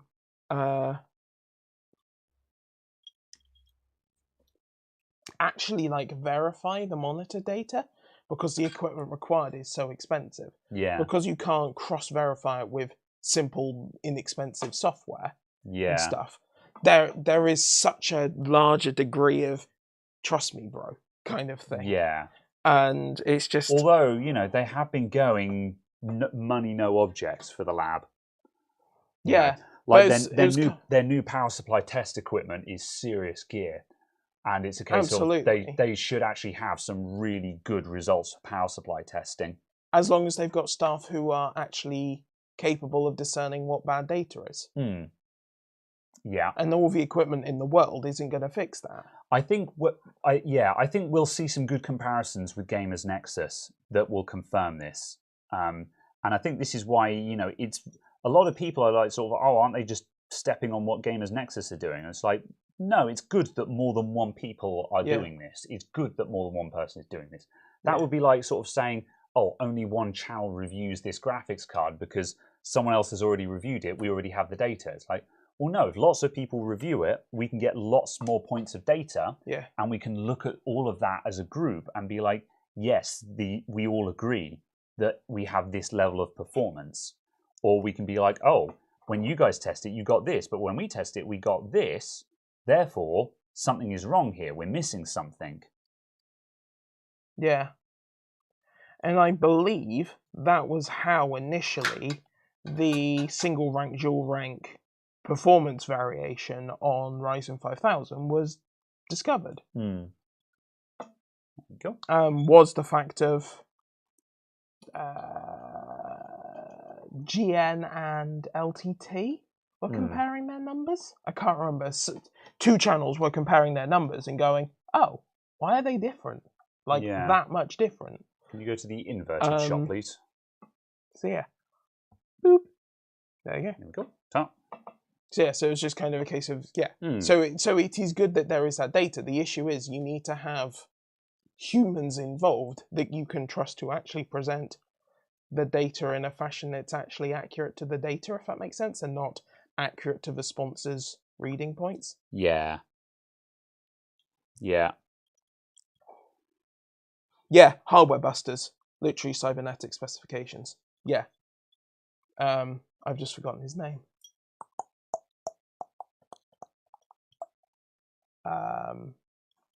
I can't remember. But yeah, the guy who does the power supply reviews and uninterruptible power supplies, UPS reviews, he very much knows what he's doing. Yeah.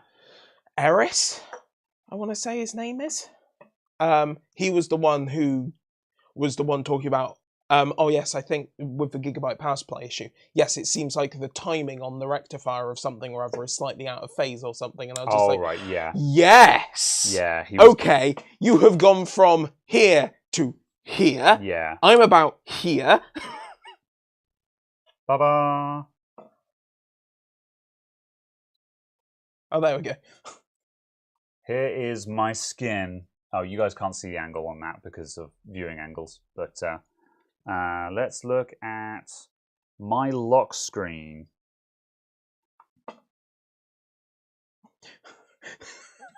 There's literally just a blob. Amazon shopping. Oh, that's a very reflective screen. Oh, no, it turned off. That's why. Yes. Behold. There we go. And so, yeah, and obviously I can turn the ring light all the way down as well. And the screen is turning off again. There we go. Anyway, it works. We are WinRAR. Close up of the burnt finger. Close up of the burnt finger. Okay. Yep, that's actually Hang on a sec, let me get the... I was going to say, why don't you just plug in the capture? Yeah. Well, the point was that, people will be able to see that it is working and that there's only 2 cables going to it now.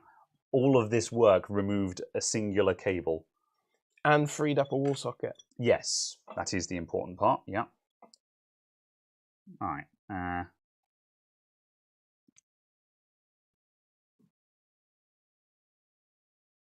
There it is. There we go. There's my burnt finger? Yeah.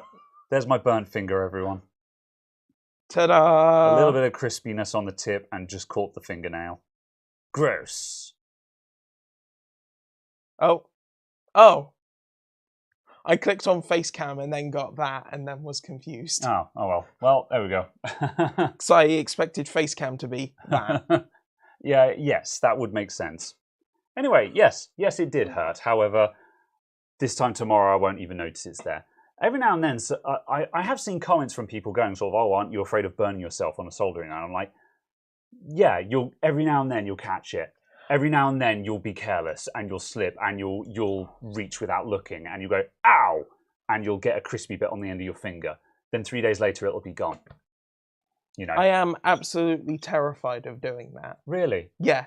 Do you ever catch yourself, you take something out the oven and you just accidentally touch it with a fingertip or something like that? No, I've touched the oven with the back of my arm. Yeah. And if that makes sense, that's why I'm terrified of it, but it doesn't stop me doing stuff with it. But I'm just must pay attention, actually focus on what I'm doing. Yeah. There is a hot thing here.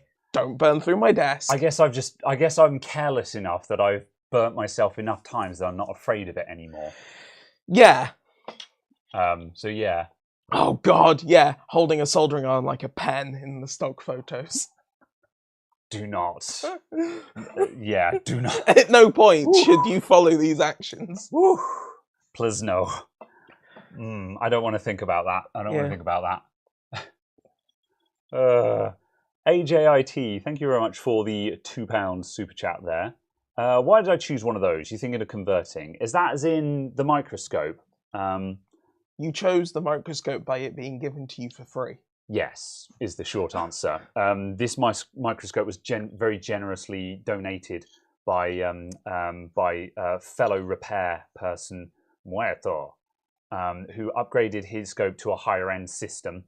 And he was just like, "Do you want my old scope?" And I said, "Hell yes, thank you very much."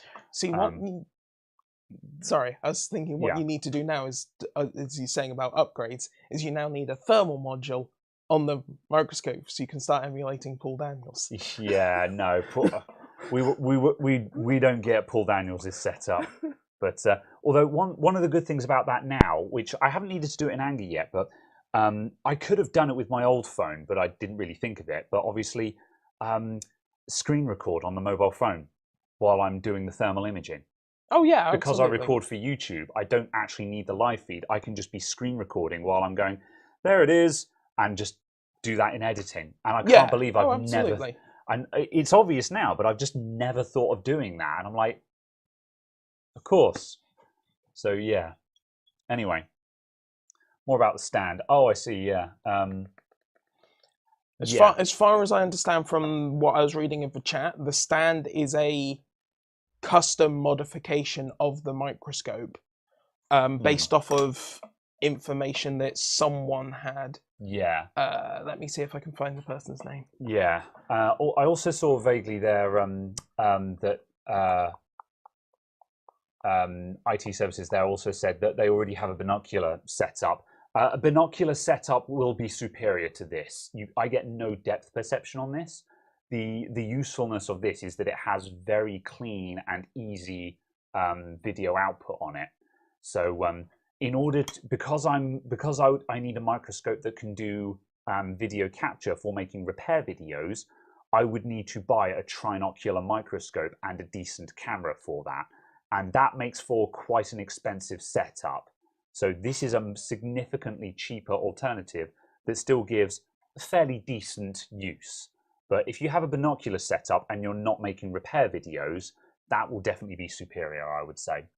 Yeah, I think it was Marcel Lipovsky who was saying about he was working with Moetto to modify the scope and mounting stuff to make that arm work. Aha, I see. Yes, yeah, because it's a really sweet arm setup. Yeah, absolutely. So yeah, I don't know much about it, but it doesn't surprise me that there's custom stuff there. Yeah. Oh, there they are. Yeah. Sorry, I didn't realise they were in the chat because I'd scrolled all the way back trying to find their name. Yeah. The stand is a standard monitor stand. Oh, I see. Yeah, yeah. Oh, yeah. I could see that being a thing because, like, obviously you just have the pivot mount there, and the monitor will be like that. Yeah. Yeah. Yeah. That makes a lot of sense now. Oh, yeah. That's really obvious now. It's been pointed out to me, and because initially I was just like, how would you approach building a rig like this? And then I'm like, oh yeah, just monitor stand, take that bit off, put that bit in, because this up downy bit, you get that with the standard thing that comes with it, I believe. Oh, right, okay. The up downy bit, I think, anyway. The up downy bit. Yes, that's a technical term. So yeah, interesting. Excellent. Yes, and then the question was, how does a binocular scope help you? So binocular scope, because you've got, so with this, because I'm looking at a flat screen and there's just one output there, it's effectively, you're working with one eye closed. So you have no depth perception. And that means when you, I mean, we can probably simulate this actually. If I, so, yeah. There we go, right. Oh, do you want me to be on the capture? Yeah, if you switch back to the capture a sec, we can simulate this. So here is a stick of RAM. So let's see. So how close is the let's pretend this is my soldering iron tip. How close is that to the board? Is it touching the board? Because it's actually about ½ an inch above it. However, you can't see that, and you go, and I'm going lower, and I'm going lower, and I'm going lower, and there we go. Now we're touching it, but you can't see that on the screen. Yeah, certainly not as naturally. Yeah, it's one. I feel it's one of those things where you kind of pick up that skill to kind of guesstimate the different distances monocularly. And you know, you get the same thing when you come in with the solder spool and stuff like that. Is you go and it's a lot further down than I thought. I'm really high up still, and that kind of thing. So, whereas with a binocular scope, because you're using your two physical eyeballs that are both being combined in there, you have depth perception. So you can see clear night as day how far off the board you are. So. Now, this is something that you can learn. You know, technique, you will get used to it and you can work that way, which is why this is acceptable to me. However, a binocular setup is, without a shadow of a doubt, a binocular setup is superior purely because you have that depth perception and you can work faster and more accurately and so on. And it's also just quality of life. It's more pleasant to work under. However, like even you know, for making videos at the level that I'm working at, that's still very good. And as an inspection camera, that is excellent because, you know, if we turn the light up, we might even be able to see all the way. Can we see the memory modules in there? We can see all the way down to the BGA on the memory chips in this memory module there. You know, that's so, you know, as an inspection camera is unbelievable. Huh, I didn't realise there was that much of a gap.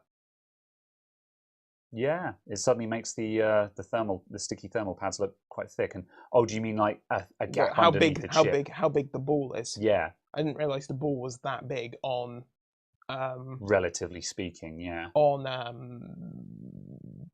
original factory BGA. Yeah. Yep, it's surprisingly large. Although, again, you know, looking under a microscope, so...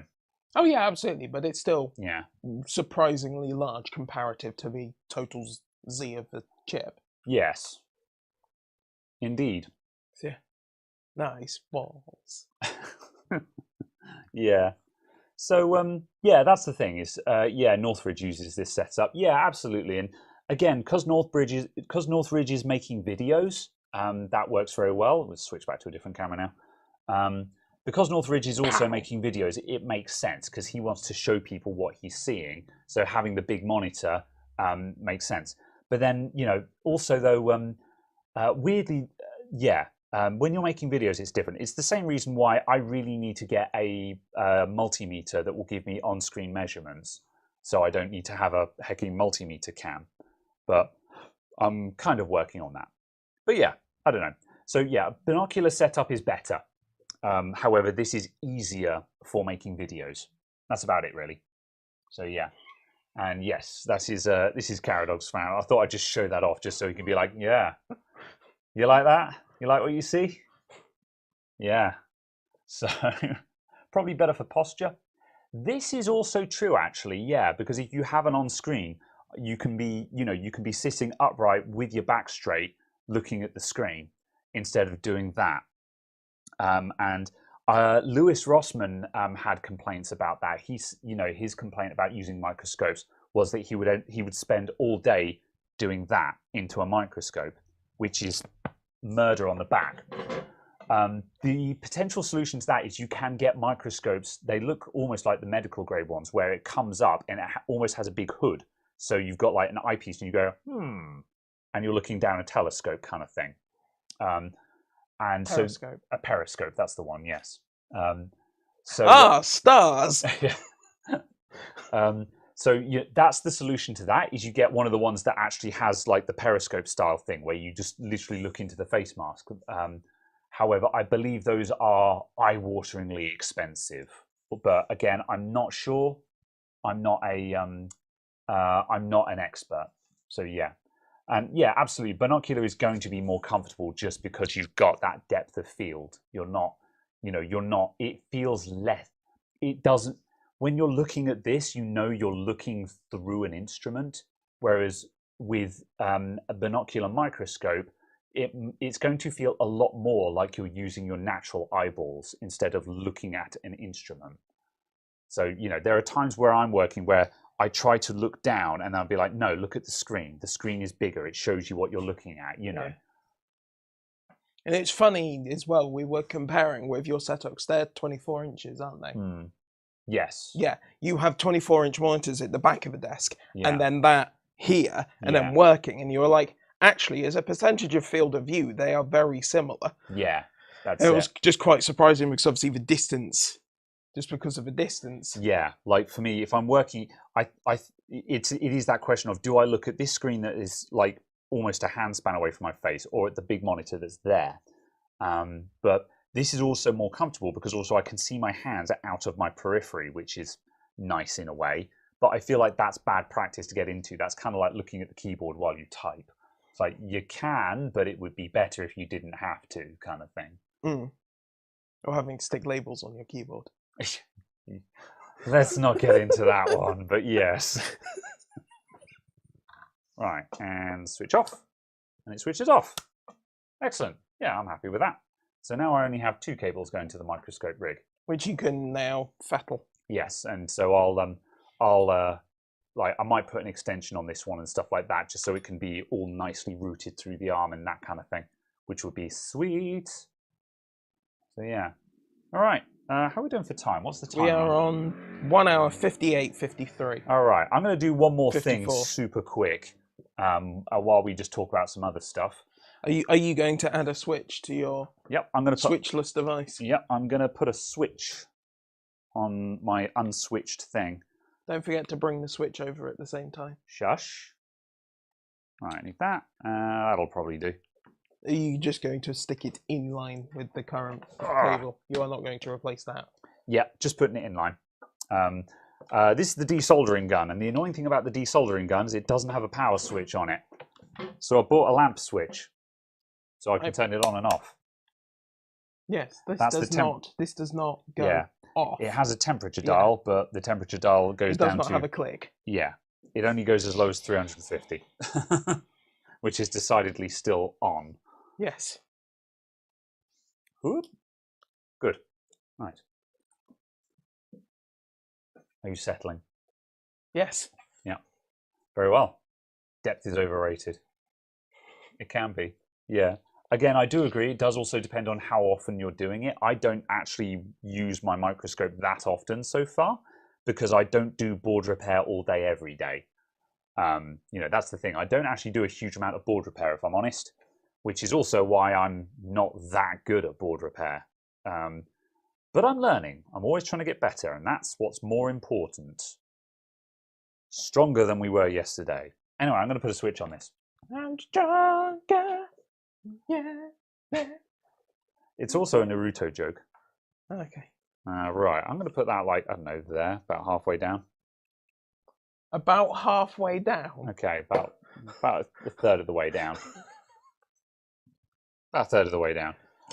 Yeah, UK sockets do have a switch, but not necessarily on extension cables and stuff like that. There we go. I have committed. It is switch and earth. Okay. If that's what you were about to go about. I deliberately bought one that had the earth terminals in it. I was like, yeah. Hold on. Did you actually mean to do that? Lower. Lower. Too low.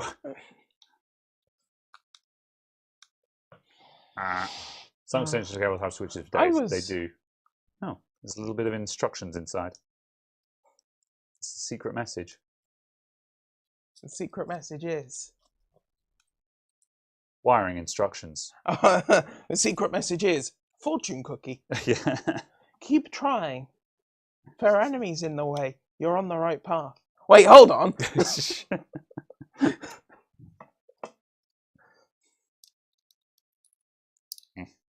Aim for headshots. It boosts them. What?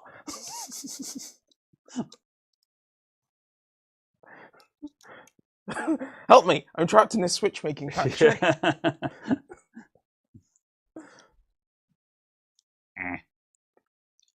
There's not really much to say about this. It's just a thing that I'm doing while I'm tinkering. We're supposed to talk about stuff while I'm doing this.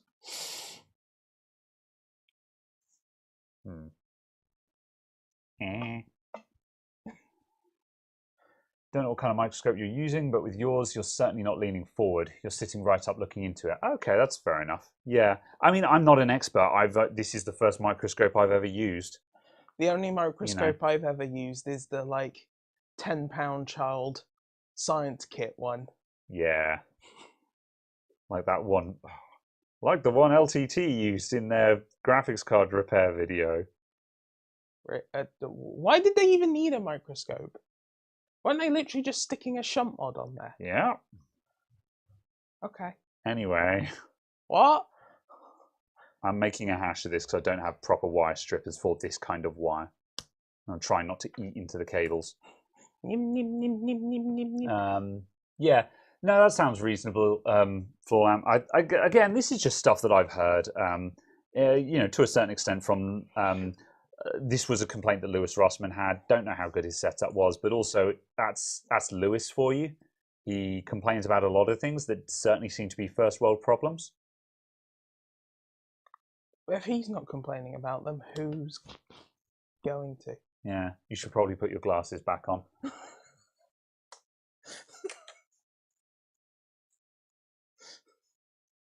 Just saying, you know.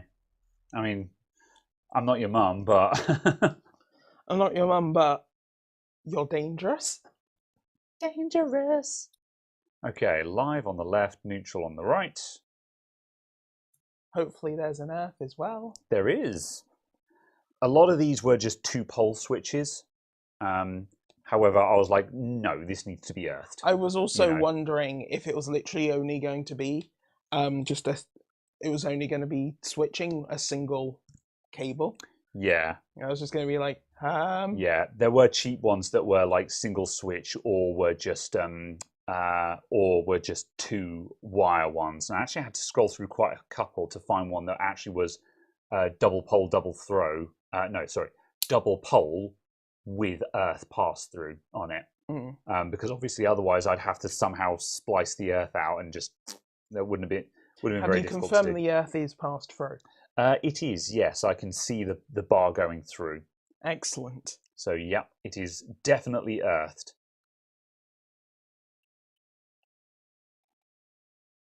All right. What's written on the piece of paper? Have you tried switching it off and on again?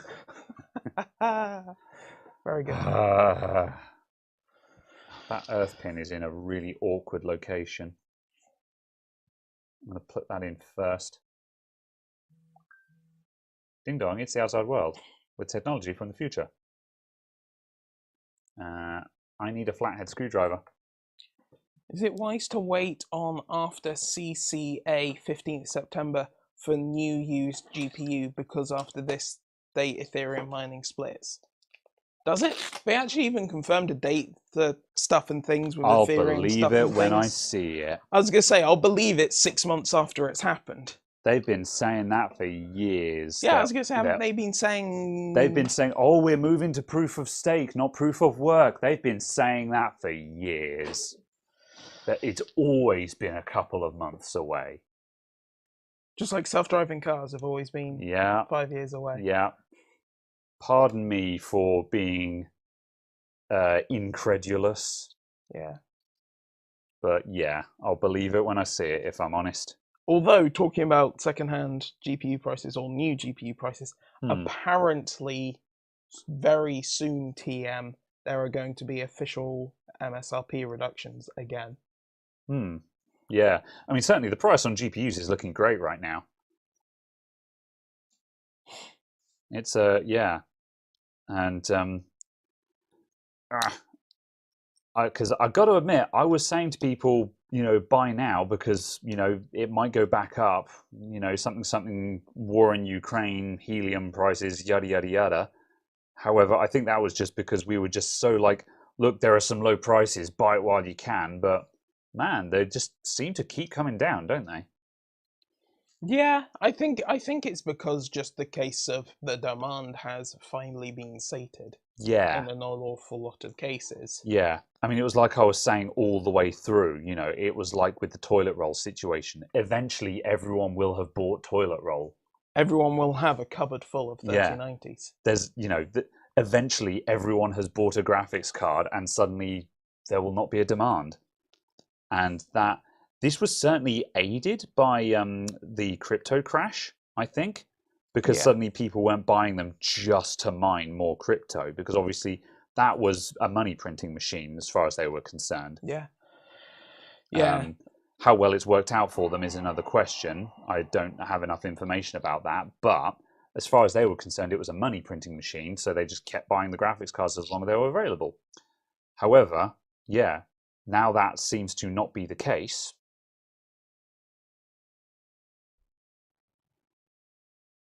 And also the case of certainly on NVIDIA's side, they were trying to ramp up the supply as much as possible. And were buying lots of supply even into 2023 and 2024. Yeah. Which they have attempted to unbuy, and TSMC has gone, no. Yeah. So we'll see how that works out for them. Yeah, I mean, I'm sure they can get something printed there, can't they?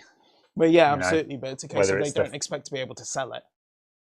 Yeah, I mean, unless they can get, like, you know, the 4000 series done there, or... That's where they're doing it. Yeah. But it's a case of they're not expecting to sell the volume that they have purchased. Wow. They purchased a lot then, yeah. Yes. Yeah, I mean, that was a difficult game they were playing, wasn't it? You know, how if you can keep purchasing, you know, your NVIDIA, you have a money printing machine because you're making you're making a product that sells out the moment you put it on sale. So you make as much of it as you can. And then suddenly there's an enormous demand collapse, you know. But also, it's like the issue with NVIDIA being sort of, oh, we don't know how much of it goes toward mining and stuff like that. It's just a case of, surely you guys had analysts working on this. You know? Yeah, absolutely. Surely you were checking into this. Like, if you're selling this many graphics cards and you're not seeing them appear on GeForce Experience statistics, you can make a very, very broad approximation that, you know, because like what percentage of people who buy an NVIDIA graphics card are going to have GeForce Experience? There's going to be a decent percentage, I think, isn't there? Or it's going to be a known percentage at the very least. Is it though? I think so. How would it be known? Because it's telemetry out the eyeballs. Yeah, but how would it be a known percentage? Of how many because people? If you're like before the runaway rise of crypto mining,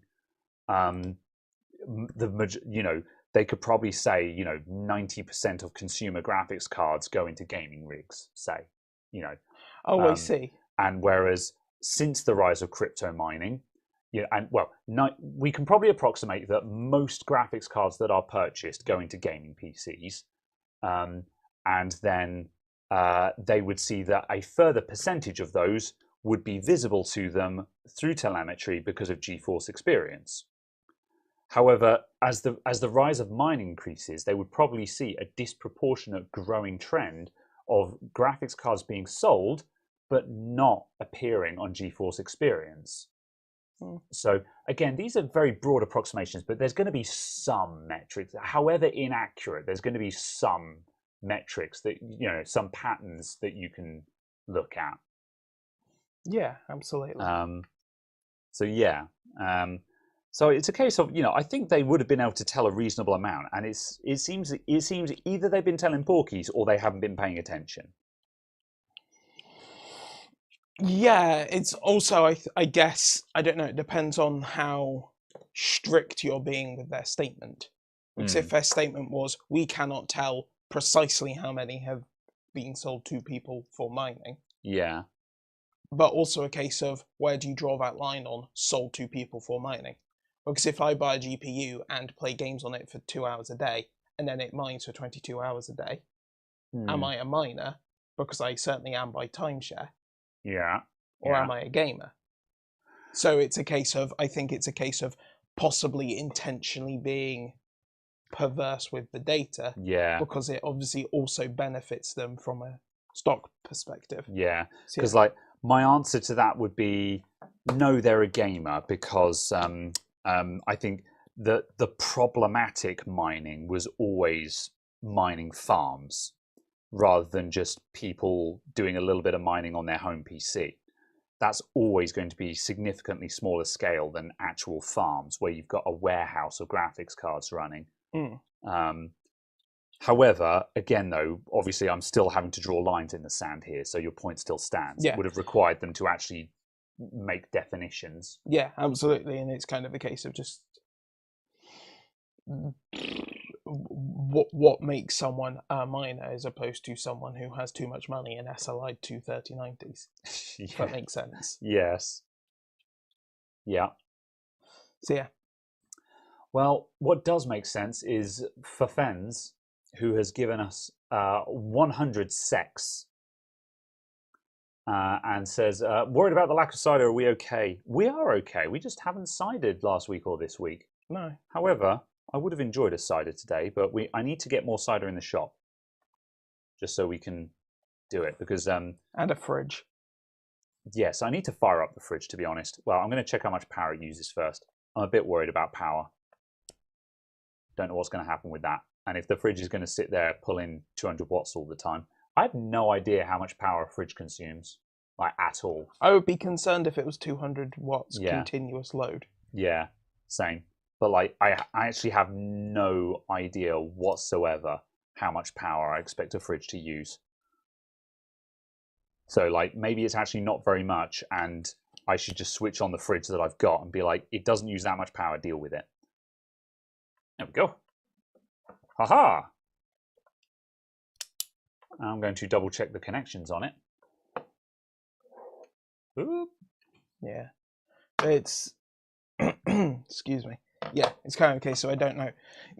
Yeah, going back to that conversation, it's a case of you need to make definitions and have cutoffs and stuff like that.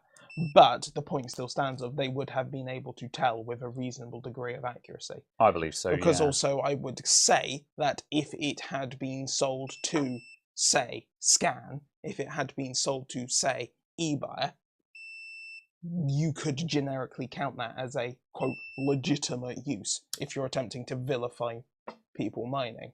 Yeah. So yeah. I don't know. It also kind of feels like, to a degree, that mining was completely vilified, and I don't know whether it was actually a problem because we don't have this data. Yeah. And that's maybe that's why everyone is angry about it, is that they wanted to see that data and that they wanted to be they wanted our suspicions that it was the miners' fault to be proven right. Because that's just it. We don't know, maybe because we've all seen the pictures of the mining farms and stuff like that, but that's still also not actually that many GPUs. That's just it. If those, even if they are like 1,000 GPUs. Yeah, precisely. I can think of Asus sells more than that in I can think of like 3, maybe 5 pictures of farms that I've seen. Or like where someone has shared a tweet or a tweet or a picture going like sort of mining farm kind of thing. I can think of only like sort of 3 or 5 unique ones that I've seen, and there's obviously more than that.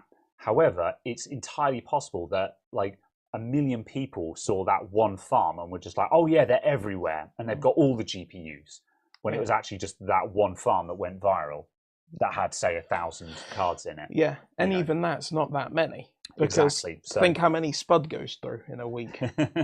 Yeah. Because they're a PC selling company. Yeah. Right. On.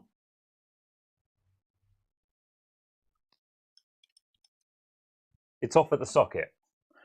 At first I was like, it's not working. How did I heck that up? How do you screw that up? Try that again. On. Off. It works. Well, Hurrah. It doesn't. Well, it doesn't when it's off, no. Which is the important thing. So now I have a switch on my desoldering gun, so I can leave it plugged in.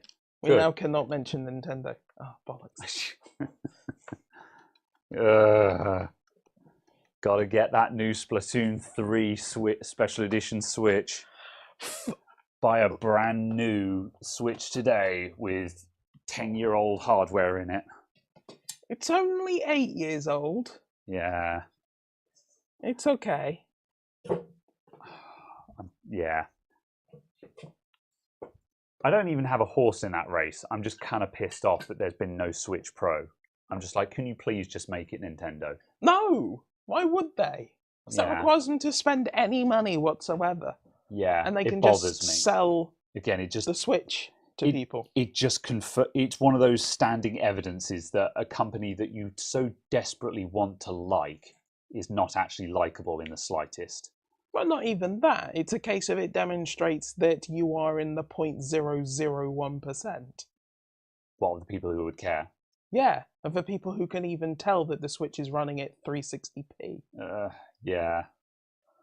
I mean, the number of people who play a Switch and go, doesn't it look so pretty? Yeah. And it's like, no, it looks like garbage. It looks like a PlayStation 2. Yeah. When Monster Hunter Rise came out, and I'm just like, mechanically, the game is brilliant. But compared to Monster Hunter World, it looks like trash. Mm. And Monster Hunter Rise is a really good-looking Switch game. Yeah. I mean, it's visually impressive because you can have like 2 monsters and 4 players in the same fight, which is brilliant. But like when you actually look at the landscape and all the geometry and stuff, you're like, oh, okay, Oh well. It's still kind of a case of like what was it, Pokemon Arceus? Legends of Arceus or whatever. Yeah. And it was just like looking at screenshots from that, and then I was just like, I'm just going to load up Morrowind. Morrowind looks prettier. Yeah. This is the problem. Nintendo have aspirations for nice big open world games, but the Switch can't do it. Yeah. It's just I mean, you look at Legend of Zelda. Yeah, Breath of the Wild. Breath of the Wild. Breath of the Wild. It leveraged the hardware incredibly well. However, even still, there are plenty of times where that game was just like, it could have been so much more with more hardware. Yeah. But yeah, it's I need to get a Switch emulator or a Wii U emulator running so I can do modded Breath of the Wild, because I want to play that game with high res textures and 60 FPS and just see how it changes the experience. Because Breath of the Wild is still a wonderful game. Like, I give it a lot of stick, and other people give it a lot of stick, but ultimately, it's a wonderful game, I think. Yes. Very well. I haven't actually used a Switch, so I don't particularly have a horse in this game. Yeah, that's fair. Yeah.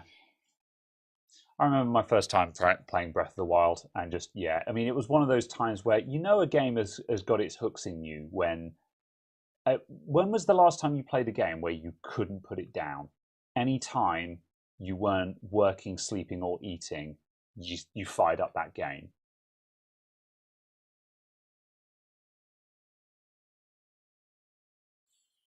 I don't know, because I do that reasonably often anyway. Yeah. Don't know. Well, yeah, maybe it was just because I picked it up just on a weekend as well, and just binged it over a weekend. Like, played it for 12 hours a day kind of thing. The only time I've ever done that is when I've been playing games with other people. Yeah, that's fair. Yeah, very well.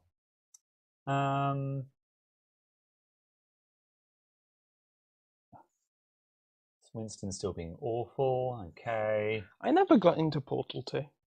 I thought the game was too long. Yeah.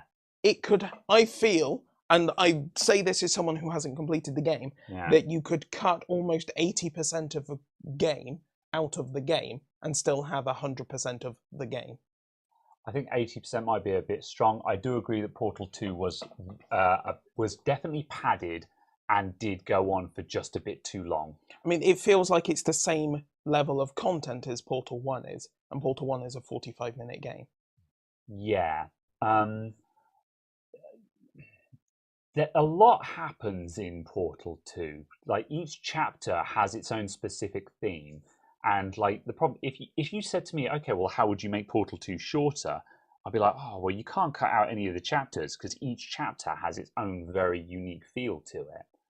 But on the flip side, though, I think each chapter has probably got half as many levels as Portal 1 did. So it's more of an issue of they needed to make each chapter shorter. Yeah. Each chapter has probably got a couple of superfluous levels that just didn't need to be in there. So they could have just compressed the whole thing. And also potentially maybe just shortened the intermediate stages between the levels a bit more. If anything, the co-op was a very interesting one because the co-op was great. Yeah, have you been all the way through the co-op? I don't know. I have played a vast quantity of it with two different people. Yeah, because for those of you who've never seen Portal 2 co-op, with that one, it's very much rapid fire levels, just onto the next one kind of thing, without much story. But like at the end of every section of levels, you do a section where you're out of bounds because GLaDOS is looking for something, and you have to do an out of bounds section, and then you do whatever it is that GLaDOS wanted, and she goes, okay, I'm done now, and you explode, and then you get rebuilt at the hub world, and you move on to the next section. And those ones definitely feel more practiced, whereas I think the single player, there was a lot of dead space between the test chambers. And some of those dead spaces were just unnecessary, where, it wasn't so much a puzzle, it was, again, what the original Zero Punctuation review of the game is, it was more of a matter of just looking around for the only portable surface that was in the room, because that was the solution to the puzzle. There was a bit too much of that in Portal 2, where it wasn't so much how do we solve this, it was a case of, okay, where's the one patch of white in this entire cave? It's up there. Just fire a portal up there and go through it, and the puzzle will solve itself, kind of thing. There was too much of that. Yeah. And it was like, you could have just cut this bit and just let me walk through and just be like, ooh, this is pretty scenery, and just walk on through, instead of getting me held up here for 5 or 10 minutes, Yeah.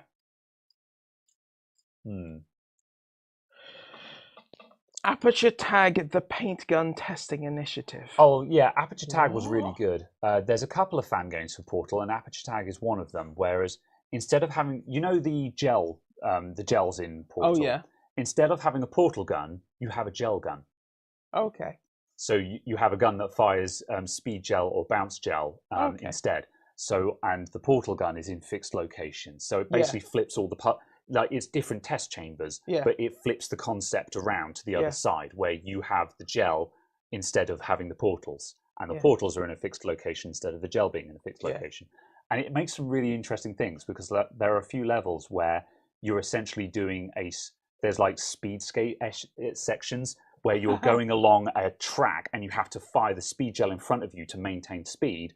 And then like there's a gap coming up and you're like, oh, fire a bit of blue gel so I can bounce over that gap and stuff like that. They do really cool stuff with it. That's nice. Yeah. I was thinking about that as I read that Aperture Tag, the paint gun testing initiative. I was like, how well would Portal work if you mixed in like competitive FPS? Yeah.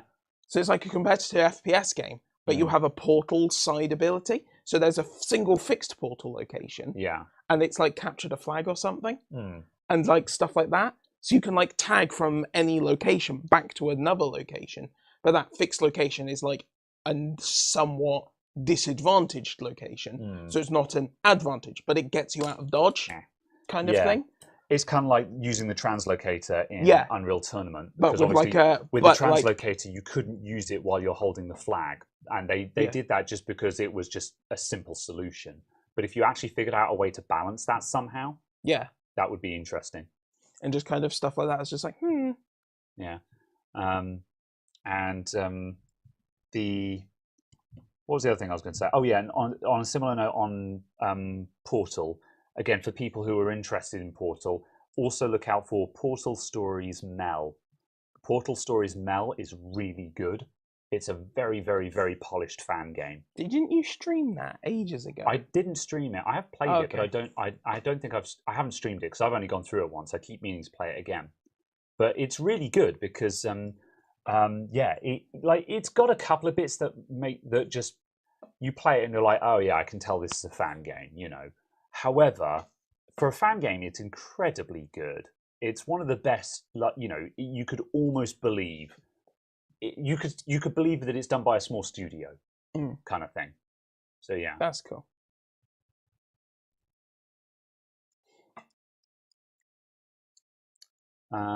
Slight reverb on things. Strawberries on pizza. Can't say I've tried such a thing. No. I think mainly just because that would be strawberries and cheese, and I can't see that happening.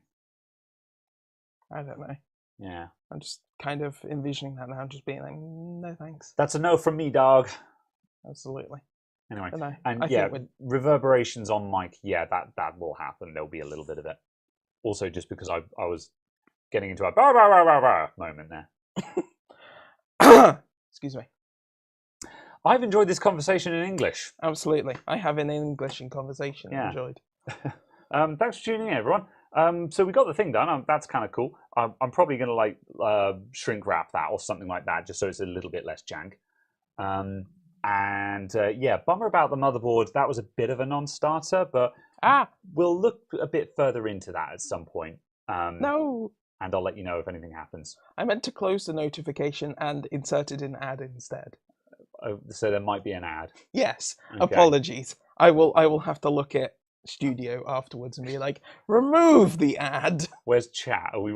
Is chat stuck in an advert right now? Are we in an advert? Yeah. How long does the advert last? Well, we'll stick around until the advert is over. I'm so sorry. I wonder. Okay, actually, serious question. Everyone in the chat, did you see an advert, and do you have ad block on? Yeah, I was going to say that's curious. Yeah. Nope. Brave browser. Yes, there were ads. Paul Turner, do you have an ad blocker? Yeah. So it looks like everyone who's got ad block was just like lol lol lol lol lol lol lol, and everyone who doesn't have an ad blocker was just like ah. So yeah. I'm sorry. That was not my intention. All right. Well, today we learned. So yeah. Oops. Be careful of where you're clicking. Saw the ad. Do not have an ad blocker. Very well. No ad on your iPad. Bit of a mixture. Interesting. Yeah. So it looks like anyone who had an ad blocker didn't see it. Cool. All right. Thank you very much for tuning in, everyone. We'll see you next week with something else. Bye. Goodbye.